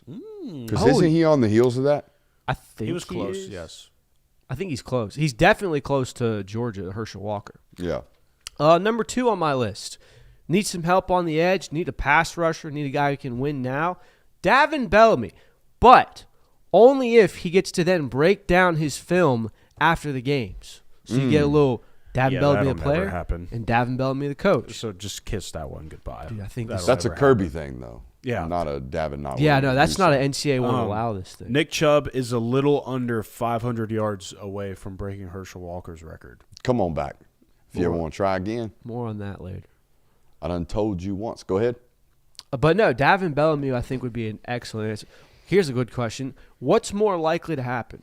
Davin Bellamy sues the NCAA, gets to go back to college, or if Davin Bellamy's on college, he gets to break down his own film by Kirby Smart. Kirby Smart allows The him to do first. it. The first one. The first. A 37-year-old man who's played 17 years of college football has a better chance of getting an 18th year than Kirby Smart allowing an active football player to break down his own film publicly. Yeah, dude. Come on, man. Yeah. Give me the nuclear launch codes before that happens, honestly. Very true. Number 3, never hurts to have a glue guy in the wide receiver room. Some would say you have one already in London Humphreys, but you know what? This guy invented the term glue guy. Give me Kearis Jackson suing the NCAA getting back on this roster. Does he come with the hornet's nest? Yes, he does. And he's still catching everything. Still a dog. Still a dog. All right. This is my number 4 one, and this is an entire proposition that I have for the league. We're at the point now where college football has become, oh, this player can go wherever he wants. Oh, this player can stay as long as he wants. Oh, this player can just sue the NCAA and get to stay as many seasons as he wants. What if college football powers and gods that be and all these things that control the fate of the universe of college football, what if each program had a designated player that was like, hey, you know what? This is our career college football player. He's not going to start in the league. He might not be a star, but Can never make more money than league minimum? correct. But Yeah. he's just a damn good college football player. Give me Dan Jackson playing safety for the Georgia Bulldogs for the rest of his football career. Not collegiate career, football career. 6-7 years of Georgia just saying, hey, we know who we got. 2026, bro. You got to stop, all right? Can't be bringing that into 2026. But Come no, on, man. give me six more seasons of, hey, we know who one of the safeties is going to be. It's Dirty Dan Jackson. We don't have to worry about anything. I think that would be fantastic. Let's change that rule, shall we? Could his body be able to withstand that? Okay, 5 more seasons of 5 more seasons. 5 more seasons of Dan Jackson. All right, and I got one more in me. my number 5 player who needs to sue the NCAA so they can get back and play college football, it's Herschel Walker. I got to see it. Yeah. We all, look, So here's people what my I do. age all tuned in to watch the Mike Tyson fight. We knew it wasn't going to be good. We knew it was going to be a man who was a shell of his former athletic self.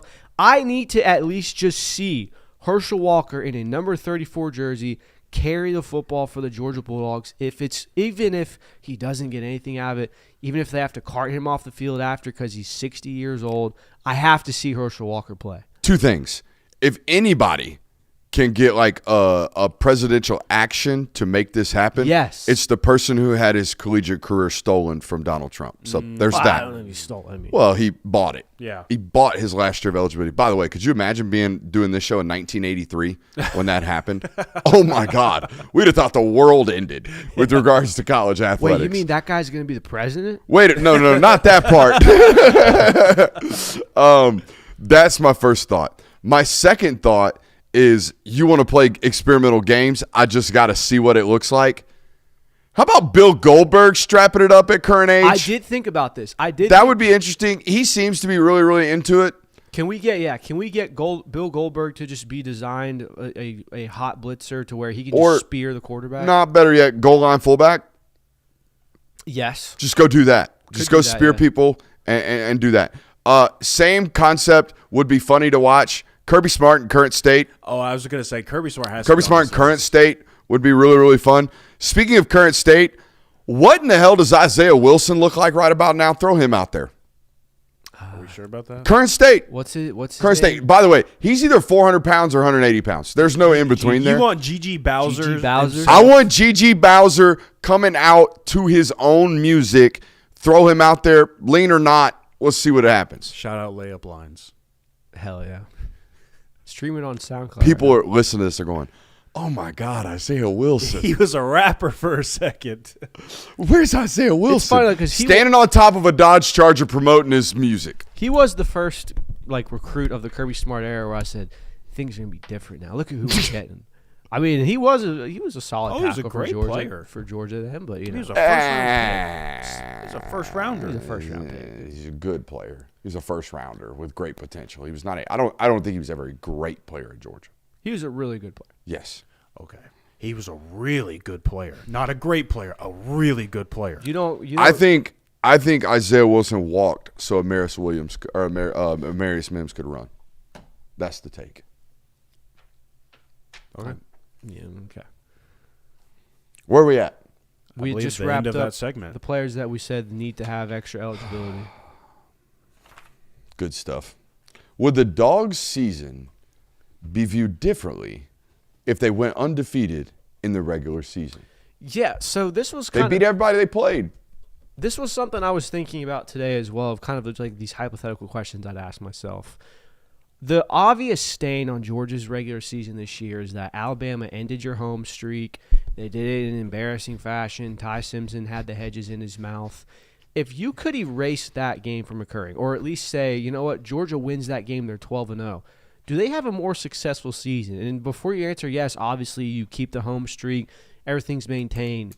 That would mean that Georgia would be probably the number one team heading into the college football playoff, would have all of this ahead of them, would be, oh my gosh, this easy shoe-in for the national title, and would still have a disappointing first-round exit in their eyes. I think it would make it less successful of a season. I think the willingness to take your butt to Twitter and fire a coordinator would be even more if you were undefeated and, quote-unquote, laid an egg. Yes. Yeah. You would get absolutely lambasted. Now, in this scenario, you would have been beaten in the SEC championship game and then lost first round. No.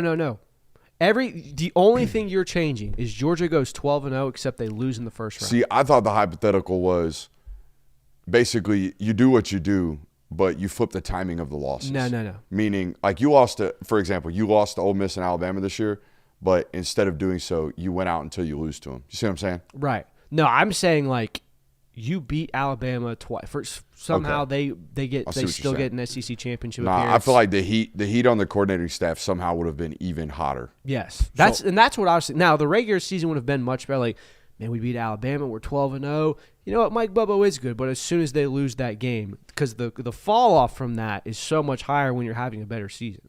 Like the 11-1 and the loss to Alabama kind of kept fans honest of like, oh, well, yeah, things are going well, but there's still this that I'm not about, and there's still this to point to as to why there's things that need to change. I mean, if you just take in a vacuum, yes, you're correct. But also, if you want to take this all literally, of Georgia beats Alabama and that result changes in the regular season, Alabama's not in the playoff field.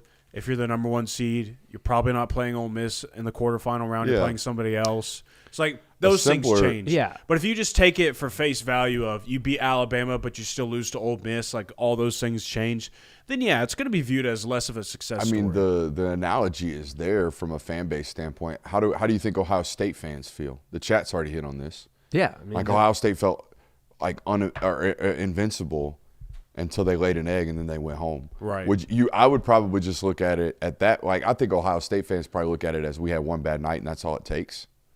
I highly doubt they probably look at it as a wasted opportunity. The roster was really, really good, and now all those defensive players are gone, so there's some regret and some feelings some type of way there. But they probably look at it more so in the moment as we had one bad night and it was a missed opportunity at a great roster, not let's fire everybody. Right. Yeah. But they had a lot of losses. from a staffing standpoint. Yeah, I mean, it is a nuance. Patricia, by the way, had a very, very weird Instagram post thanking all the people in Columbus. Oh. He's still there, right? I don't know. I would assume so. Something to look into. We still haven't. Have we experienced the full movement and settlement of NFL staffs? No. No, the season's not fully over. There's like 3 or 4 jobs still open, right? Just something to Raiders throw head out there. coaching job's still open. Anybody want it? It's up for grabs. Give me Don't joke too much about that. Give me Sean McDermott. What was that? Ominous. Yeah, it definitely would have felt a little bit different. You know what that was. Yes. Let's go to the board and do some 2027 class in review right quick. It is time to start talking about this 2027 recruiting class, okay? Georgia normally gets these things and balls start rolling right about now. Kirby and staff were flying the copter all around the country, or around the state, I should say, as recently as today. So let's go to the board and watch some film. Before we start watching make sure you hit that thumbs up button. I want to ask you this because Come on. it happens to me now. When did you start feeling old doing this? When I hit 30, I kind of had this like existential, do I need to start changing how I handle myself moment. I got to the point where when we started breaking down film of like, oh, wow, these kids weren't even in high school when I was in high school. And now it's at the point of like, oh, when I was in high school, these kids couldn't even ride a bike, and now they're about to be college recruits. So it makes me feel very old. That doesn't make me feel as old as like seeing a player that I remember watching or, God forbid, covering, and they have a son that's now playing. That makes me feel really, really old. Yes. So that's what makes me feel old. But no, my career, my job doesn't make me feel old. My age does. Yeah, I feel the opposite. Like, 31 didn't hit me like 30 did. 30 hit me like, whoa. I think might need to start changing my wardrobe. Definitely need to start changing what type of content I do. Probably don't need to be hanging around in the streets of Athens after football games. That kind of thing. Right. This is Jaden Upshaw. Yes. I can already tell. I don't need you to move it over there, but I have a list of football players. I go on a massive spring tour every single year. Can't wait to do it this year. Probably going to start taking rosters and names from scouting directors pretty soon. I go on a tour every year. Last year, I think I saw 45 high school rosters in a 5-week time span. On that board is a list of football players that I saw on that tour that I think are going to be pros. It says Tyler Atkinson, Jordan Edmonds, Chris Booker, and Jaden Upshaw. Jaden Upshaw was the only underclassman that I saw this year that I was like, I'm already feeling comfortable. I'm going to make him a pro, or think someone that is going to be a pro. Now, I have no idea what the tape looks like because I haven't watched it. I haven't watched it either. But I know what the in-person eval looks like, and the in-person eval is absolutely bonkers. So let's take a look at it. All right, obviously does have a Georgia offer. He is a primary target in the wide receiver board this year in this class. One thing you will notice about him throughout this film study, he tracks the football exceptionally well. Now, what I will say about him, I don't think this is some kind of 4.38 athlete. I don't think this is some kind of like, holy hell, wow, he's going to run away from you. But he's 6'2", he's 200 pounds, and he is really well-rounded in every facet, okay? Man, he's way out there. Oh, we're blocking, that's why. When you're the X body type, do you need to be able to run away from the DBs like this? No, I mean, like, we see this with Ryan Mosley as well. Like, Ryan Mosley's not an elite burner, but he pulls away. But this is what I love about this kid. The hands on him are so natural. What else I love about this is we're gearing down, finding zone windows right there and high pointing the football. So that's good stuff right there. No, you don't necessarily have to be a burner, Kirby, but you have to be great at the catch point if we can't separate with route tree. Yes. You see what I'm saying? Right, that's what I think is more important. Yeah. What, that play didn't end? Wait a minute, he scored? Whoa. Dude. Whoa. Hold on. Shut up. Sir, why is this not Does the he first score? clip? Why is this not the first clip? He doesn't score. He does score? No. He Oh, doesn't. I was about to I'm say, like, dude. What in the hell, dude? Even getting to the 10-yard line, though, my God. This is what we're seeing right here from a high pointing standpoint and the ability to track the football. It's just so good. He's so natural at it. Mm-hmm. A little punt return here. Yeah. I'll take him out. It bounces on him. Oh, that's balls. Is that Langston? That's Langston Hughes, dude. There's speed on this field.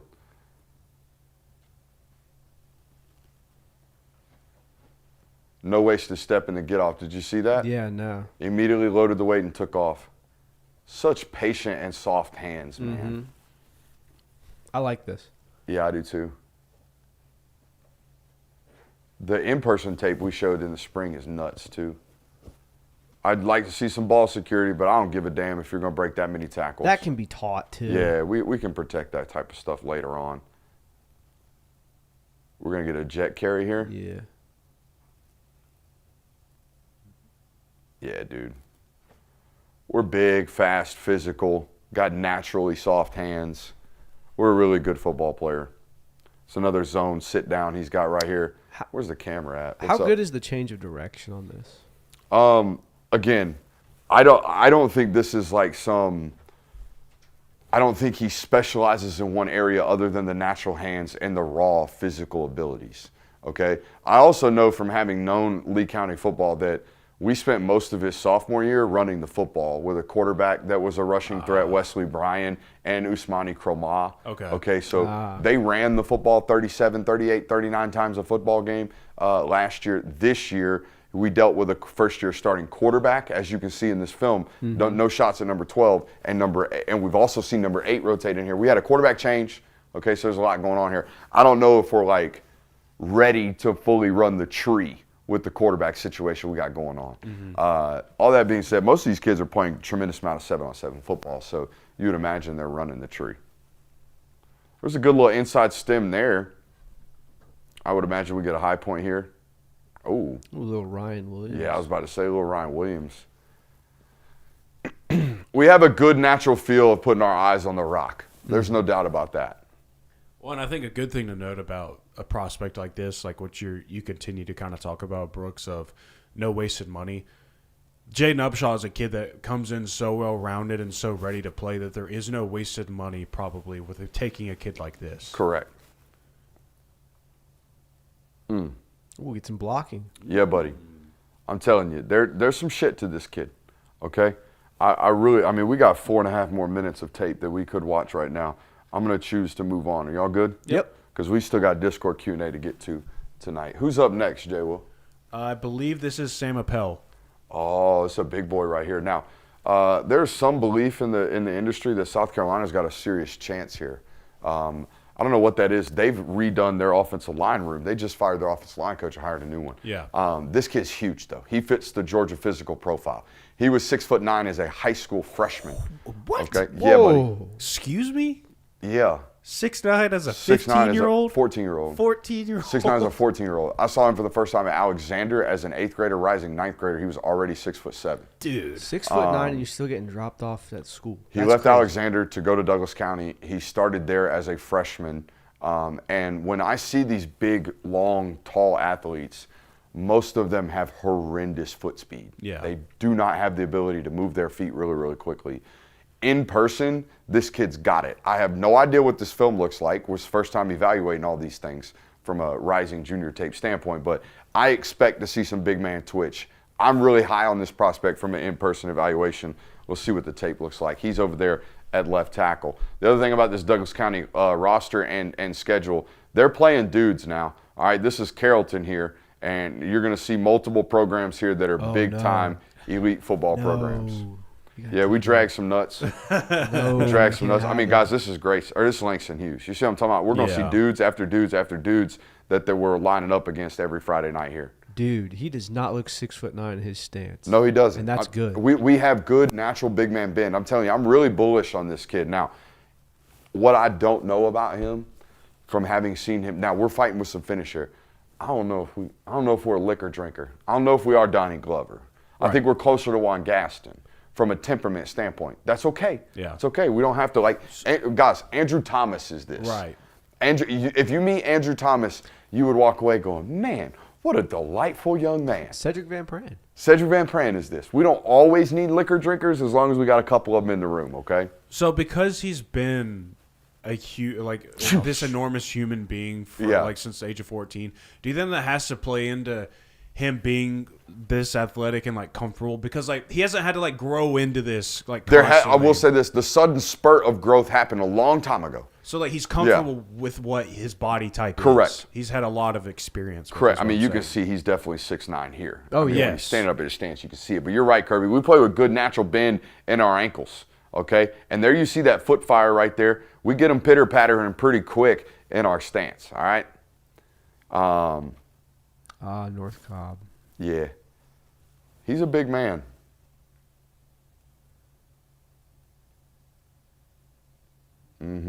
All right. See, I'm not a turning guy. I want to see you stay in the chest plate and finish vertically. Yeah. Not twisting and spinning. I'm not a twisting and spinning evaler. All right. We don't love to see that. Little pass pro here. The hands are early and we're over our toes right there. You agree, Curb? Yeah. We strike early and we are in a compromised position on the next level right here, okay? Hands aren't super That explosive. right there, we can't do. Look how far our nose are over our toes. We cannot do that on the next level. And they're not super explosive hands. All right, now here's But the good news. hand Go ahead. violence is much easier to teach than foot violence, in my opinion. Correct. Foot speed. I Yes. can't really Correct. teach Yes. you foot speed. Now we can get on a ladder as much as we can. But I can't teach you that. I can teach you how to properly time your strike. Yes. Yes, and make you stronger on the bench press. See, like even that, we missed bad right there, right? Mm-hmm. You laughing at the size difference here? Yeah, Jonathan? I mean, you just don't have a chance, man. Like, Just run right into his come on, belly. dude. Yeah. You know, Damn, it's the here we thing go about again. recruiting football players like this that have these intangibles. They have or size advantages. They have so much more of room for error. Right. There's so much more room to get away with things that we're not necessarily properly clean on every single rep. All right, Broderick Jones is a prime example of this. We saw that I mean, he started 30 games at Georgia. I'd say 14 of them were stuff you do not teach. Yeah. We can't, it's not replicable at all. We can't do this stuff, type of stuff. But he ultimately cleaned it up and became a first-round draft pick. He's playing good football now in the league. You know, chat might be stumbling into something of someone said, I need my left tackle to have some chill. I feel like most left tackles are kind of that personality. And it makes sense. 'Cause like, Trent Williams would like a word. but like Trent Williams, like those exist. But like when you Yeah. think of like majority of left tackles, Yeah. like especially ones that have come through Georgia, like you don't get a whole lot of, oh yeah, you don't want to see that guy in a dark alley. The other thing about Joshua is that, I don't know, we're 310 pounds, and if you see him, there's not a lot of bad weight like I carry, all right? We don't have a lot of bad weight on us. We still got opportunities to maybe get a little even bigger. Yeah. And maybe stronger, more powerful. All right, we good on that? Yep. Yeah. All right, let's go to our last one of the night, which is my man Chance Gilbert. All right, now this should be safety tape. This is a kid from East Coweta. Now, you should know about East Coweta. I don't think Georgia's ever signed a football player from East Coweta. Is that correct? Wow, I have no I idea. couldn't I tell don't you. think you've ever signed a football player from East Coweta, and here's why that is crazy. Last time I checked, East Coweta is the biggest public school in the state of Georgia. Really? East Coweta is the biggest public school in the state of Georgia per student enrollment. I think last time I checked, they have almost 5,600 students. Ooh, wow. Something along those lines. Will you look this up for me, Jonathan? Yeah. It doesn't matter, but what matters is these kids. This kid goes to a school that has a lot of athletes in it and a lot of students in it. It's a big school, and you don't recruit it a ton. So this is kind of a rare athlete for you guys to be evaluating. Okay. I expect to see some striking here, or some ball playing. Good high point. Also, should be noted 5'11", 180 pounds. Okay, so not your typical Georgia safety from a height, weight, speed standpoint as of late. That's Javon Bullard. As of late. Yeah, a nickel that transitioned to safety once he got to 205 pounds. According to Google, it says Brookwood and Mill Creek. Okay. Seems like they flip-flop. Ooh, we got some ball skills, huh? Some good late acceleration, too. Are we? Okay. We're playing over there We've in got- the corner spot. Slow-mo? We're playing cover 3, triggering on the football, and making interceptions. Are we cribbing? Oh, yeah, looks that way. Whoa, we're cribbing. Oh, my God. Did you see the moment there? There's a moment here where he turns it on. Right about there. Wow. Yeah. Way to stay on your feet, too. Number 2 would have got some shit from me in the huddle. Oh, here's Craig Dandridge. Yep. Okay. This is Cambridge. So that's Dandridge running up on him right there. And we stay right in the hip. That's a rep. Yeah, that's a Yeah. good rep. That's a rep. Ooh. Was there any shit talking either, or did we just run back to the huddle? Didn't see any. Yeah, I didn't see any either. I think we just turned around. Oh, this is against my man that's going to A&M. Aaron Gregory. Aaron Gregory. And we rocked his ass up by the sideline. Not rocked him, but we gave good leverage and made him run around us into the sideline. Sorry for saying rocking. We're lurking. Middle field. Oh, my God. Woo! Oh, buddy. Me likey the tape. You'll think twice about catching that ball again. Is this this looks like jet motion all day? Yep. Do you know what gave it away, Jonathan? Turned his feet. Nope. Depth of alignment. He's way back there. He is way off, okay? He's a good yard deeper than the guy who's off the ball at the top of the screen. That's what I was looking at. And attached tight end over here. And back away from the jet motion. A lot going on there. And defensive player on offense. We don't want to throw him the football. We want to hand it to him. Mm-hmm. Well, you see why he handed it to him. Woo! Do we know track times on this kid? I don't know. Can I get a mile split, Let's Jonathan? Can I get a mile split, Google? This is against Denmark. Another jet here. Oh, yeah, y'all ain't got a chance. The speed is certainly there. Y'all don't have a chance. I mean, sheesh. We got a 10.57 in the 100 meter. Makes sense. That dude's an inch and a half away from being a top 30 football player is what he is. Yeah. If he were 6'1", he'd be a top 30 player. He'd be a guaranteed 5-star. But he's 5'11". Sometimes you gotta just take those guys, though. Oh, they're going to try to take him. They're going to more than try to take him. They're going to try to probably make him a priority based off my conversations today. All right, let's get to some Discord Q&A. You want to? Let's Love do it. it. Now, I got to forewarn you guys, Discord off-season gets a little bit wild. And That's my favorite type, though, dude. I agree. We Bring it got on. some goofy-ass questions tonight. Bring so it just bear with me Bring out the here. personality. Okay. Let's see We are more here. than just football. Last show, best show. First question comes from Dolphin Master. Oh, boy. Wants to Can't know, imagine what this one is. would you rather sweat mustard or sweat ketchup? Yeah, that sounds about right. I don't know.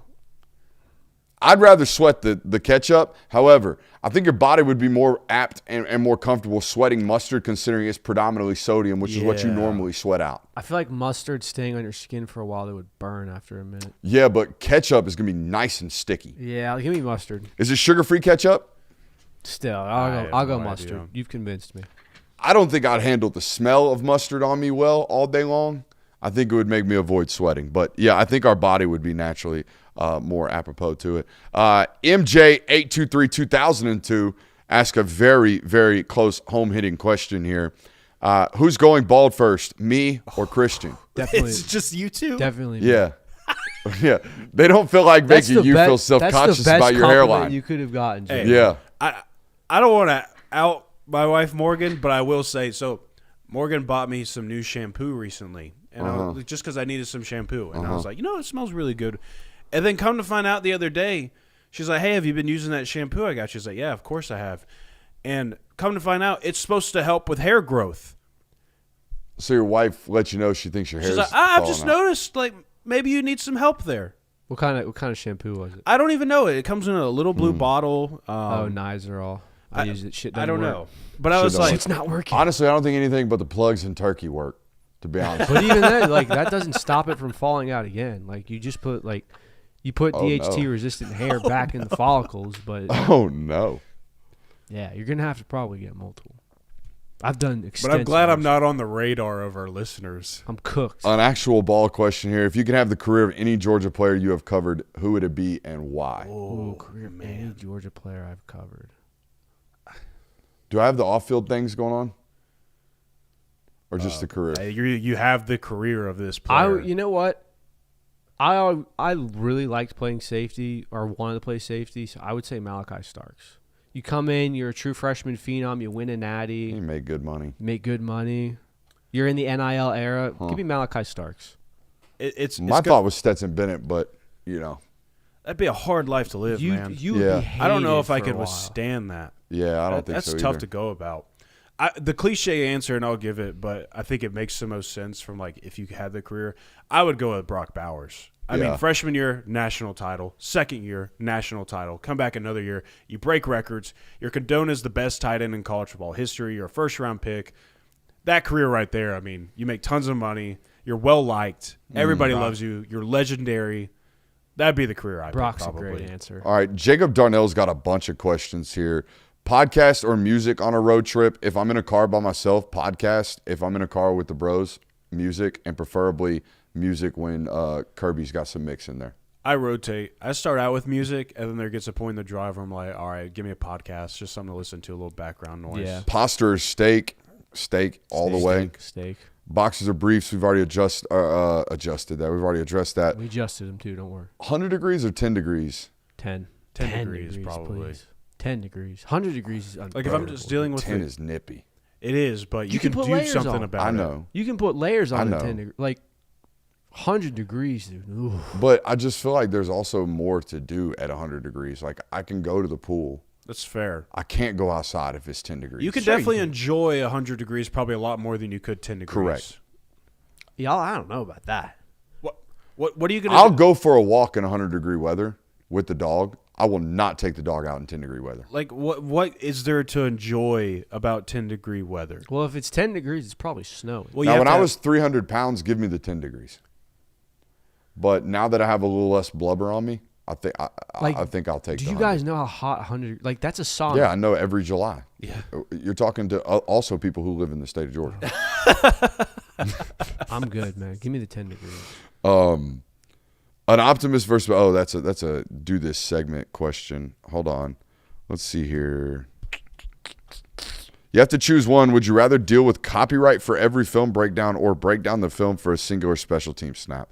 I would spend 20 minutes of every film study breaking down special teams if they allowed me to not have copyright claims on all my stuff. But that's a pipe dream. Chaz Chambliss Stan, can you go into detail on how other schools are circumventing the collective cap and speak to how NIL Go works for those of us who aren't that knowledgeable on the financial aspects of NIL and the portal? To my understanding, majority of these contracts are written essentially on a 50-50 basis. 50% of it is rev share, 50% of it is what most people would consider false promises. For example, the Brendan Sorsby contract offer from LSU that leaked, it was $3.2 million, and 1.5 of it was roster value rev share, and 1.7 of it was in marketable deals, is what I believe the verbiage was in the article.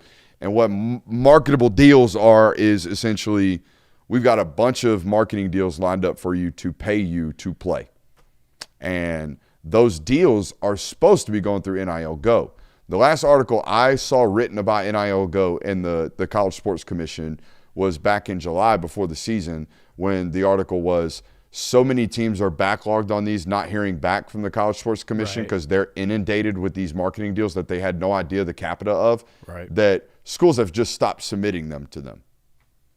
So we're back to Wild Wild West as far as I'm concerned. Oh, for sure. As far as I'm concerned, we are back to, you think you can actually govern me? Come try. That's where I think we're at right about now. To some schools. And then some schools are trying to act, like we want to be regulated. And so we're going to regulate ourselves. If you had 5 fingers where the 5 foods you could eat forever, what are they? So your appendages grow back. And my question about this when I read it earlier, do the foods have to be finger-shaped? For example, chicken tenders, French fries, a roller dog, got to be on there. How quickly are they growing back, though? Because if it's French fries, like I can't eat one fry and be like, oh, got to wait for my finger to come Correct. back. It's got to be filling. Potato wedge. Potato wedge. That's fair. Okay. Roller dog, quick trip. But maybe a taquito quick trip. But here's the question, though. Like a potato wedge, great answer. But no healthy finger-shaped food other do than I celery. always have a hot finger? Because potato wedges are only good when they're hot. This is a great You can't caveat. have a cold potato wedge. But is true. my finger always hot? Yeah. Well, worst case scenario, we find a heat lamp. Okay. Also, does this affect my ability to have a hand? Because like if I try to pick stuff up, That's why I thought you should definitely have finger-shaped food, because like if the chicken tender is indeed sturdy enough, I think I'm okay. especially with a carrot. But I'm not carrying around a carrot on my finger. I can't tell you the last time I had a carrot. So I'm definitely not wasting an appendage on a carrot. I think I'm just gonna ride through fingers. Maybe a Vienna sausage as a thumb. I'm never gonna eat it, but I'm gonna use it quite often. That's why I don't want to eat it. You know what I mean? But it can't be fresh out of the package Vienna sausages because they tend to be a little soggy. Egg rolls is a great answer. Yeah, egg rolls is a great answer. Yeah, but just give me 5 egg rolls. Do I have a lifetime supply of soy sauce? You put soy sauce on yours, huh? Mm-hmm. I'm a duck sauce guy. I don't put any sauce. A good egg roll doesn't need sauce. All egg rolls need sauce. Oh, yeah. I'm dunking that thing no matter what. Oh, well. What's your biggest piece of advice for someone who's looking to stay locked in at the start of their career despite the workload? This comes from ZB1738 in Discord. I hate to be insensitive here, but here's what I will say. All right, and this is my attitude about life. It sucks for all of us. It's hard for all of us. Lock the F in and don't complain about it. Just do it. Just do the work. Do whatever it is, and don't think you're the only person that's inundated by what they got going on, or that is overwhelmed, or that you think life is hard. Life is really, really hard for all of us. That's what I would say. So the overwhelmingness, I think, comes from I think I got to do all of these things at one moment, or I got to climb this ladder immediately. I got to jump rungs. Nope. Just attack what's right there in front of you and get after that, and then move on to the next one. Yeah, I mean, I would say, like, first off, I hope you like this job to some extent, because this next part comes from you have to have, like, in order to have this, you also have to like your job. Like, find the passions that you have in this job and focus on those things, and that'll carry you the rest of the way, because if you're not passionate about it, then you're probably not going to like it. So just find an area that you're really passionate about, carve that out for yourself, make yourself unique in that area, and then you'll be able to carve out the rest of the way for you. Yeah, Bring something to the table. I was going to kind of agree with you on that. Find reasons to enjoy the work that you're doing. Like, there's stuff that we do for this show and for this network that we don't always love, and it's not the best idea of it, but it is part of the greater idea of, oh, this is just encapsulates, and it comes with the fun of doing things. Like, even when you're doing things that you enjoy in life. Yeah. Like, going to the lake, for example.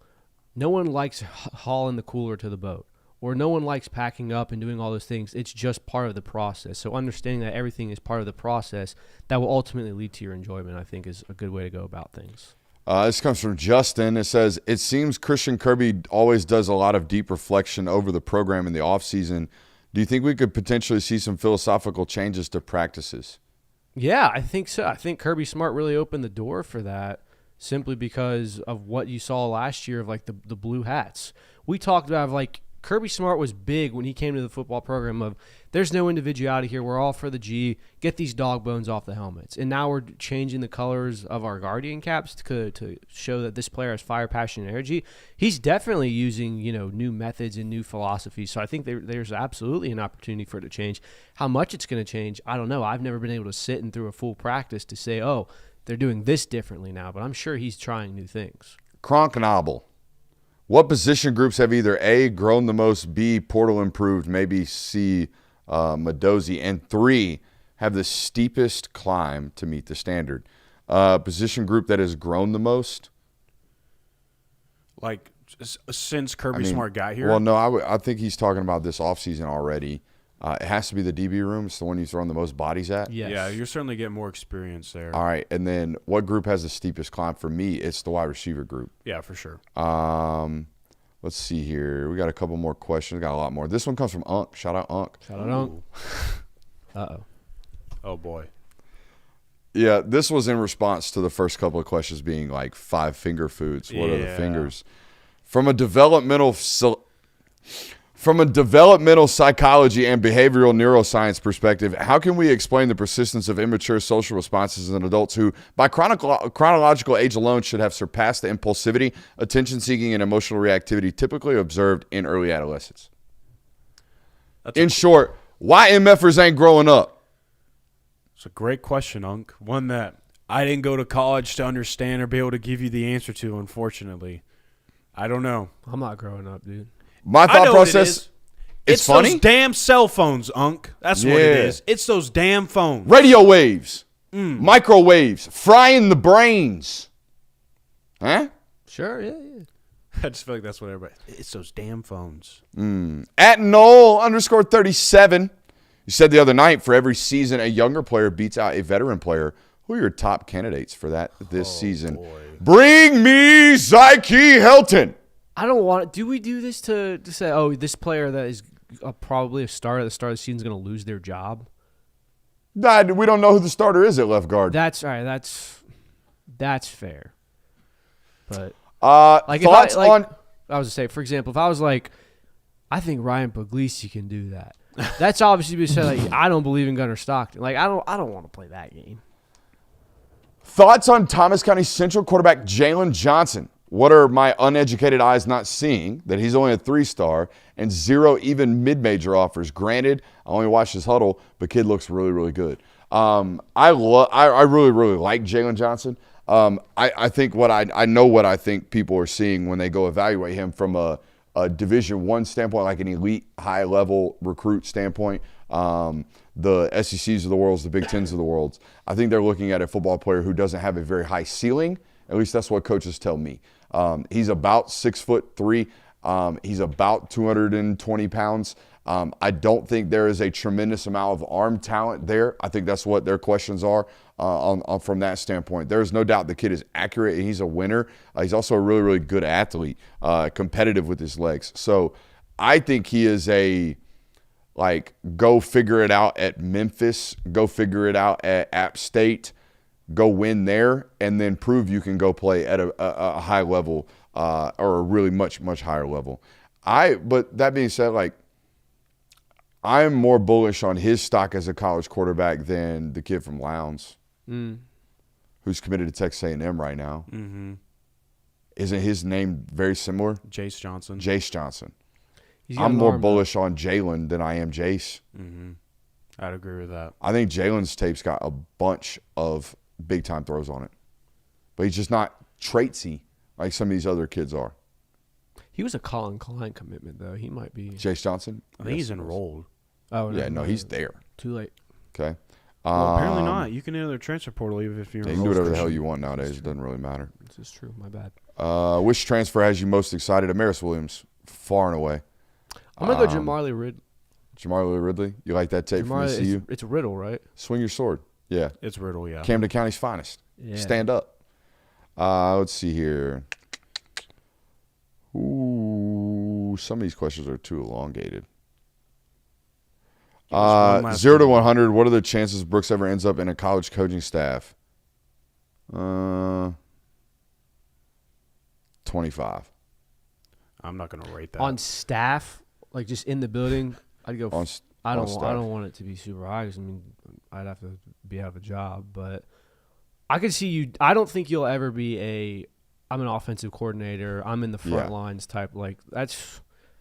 You gotta be special to want to do that. Not that you're not special, but you gotta really. Yeah. You have to borderline be like, I don't need a family. I don't want to see. Who needs a family? I don't need to see these people. So. 0 to 100. What are the chances Brooks ends up doing color commentary on a broadcast? From an ESPN standpoint, 0. They will never, ever, ever, ever, ever, ever hire me. They will give Brock Osweiler the 900th game to call. So, no offense to Brock Osweiler, but that's the first name that came to mind. The other one keeps ducking me in a throwing competition. Every time a version of that hangs it up, I'm cooked. Sam Hartman will have a job within 4 years on a big-time network calling games because he's handsome and he played quarterback. He is handsome. Guess who ain't handsome? Guess who didn't play quarterback? So, bro, they ran Pat McAfee up out the booth. They're not ready for me in there. They're not. They're not ready for me to drop a ton of nut stunts on national television. So, and they're not ready for who's Brooks Austin, and then people having to Google Brooks Austin in the middle of the television broadcast. So, 0. 100% chance we'll be back here on. Well, no, there's not 100%. No, there isn't. Because of the storm. That has never been a lower chance, honestly. Yeah. Are we worried about this? I'm worried about this. A little concerned. A little concerned about it. Hey, stay safe out there. It's the local hour. If you're in the eye of this storm, if you're in the wave of this storm, stay safe. Lock up the house. Get you some food. Be prepared. Love you. We'll see you when we see you. Bye.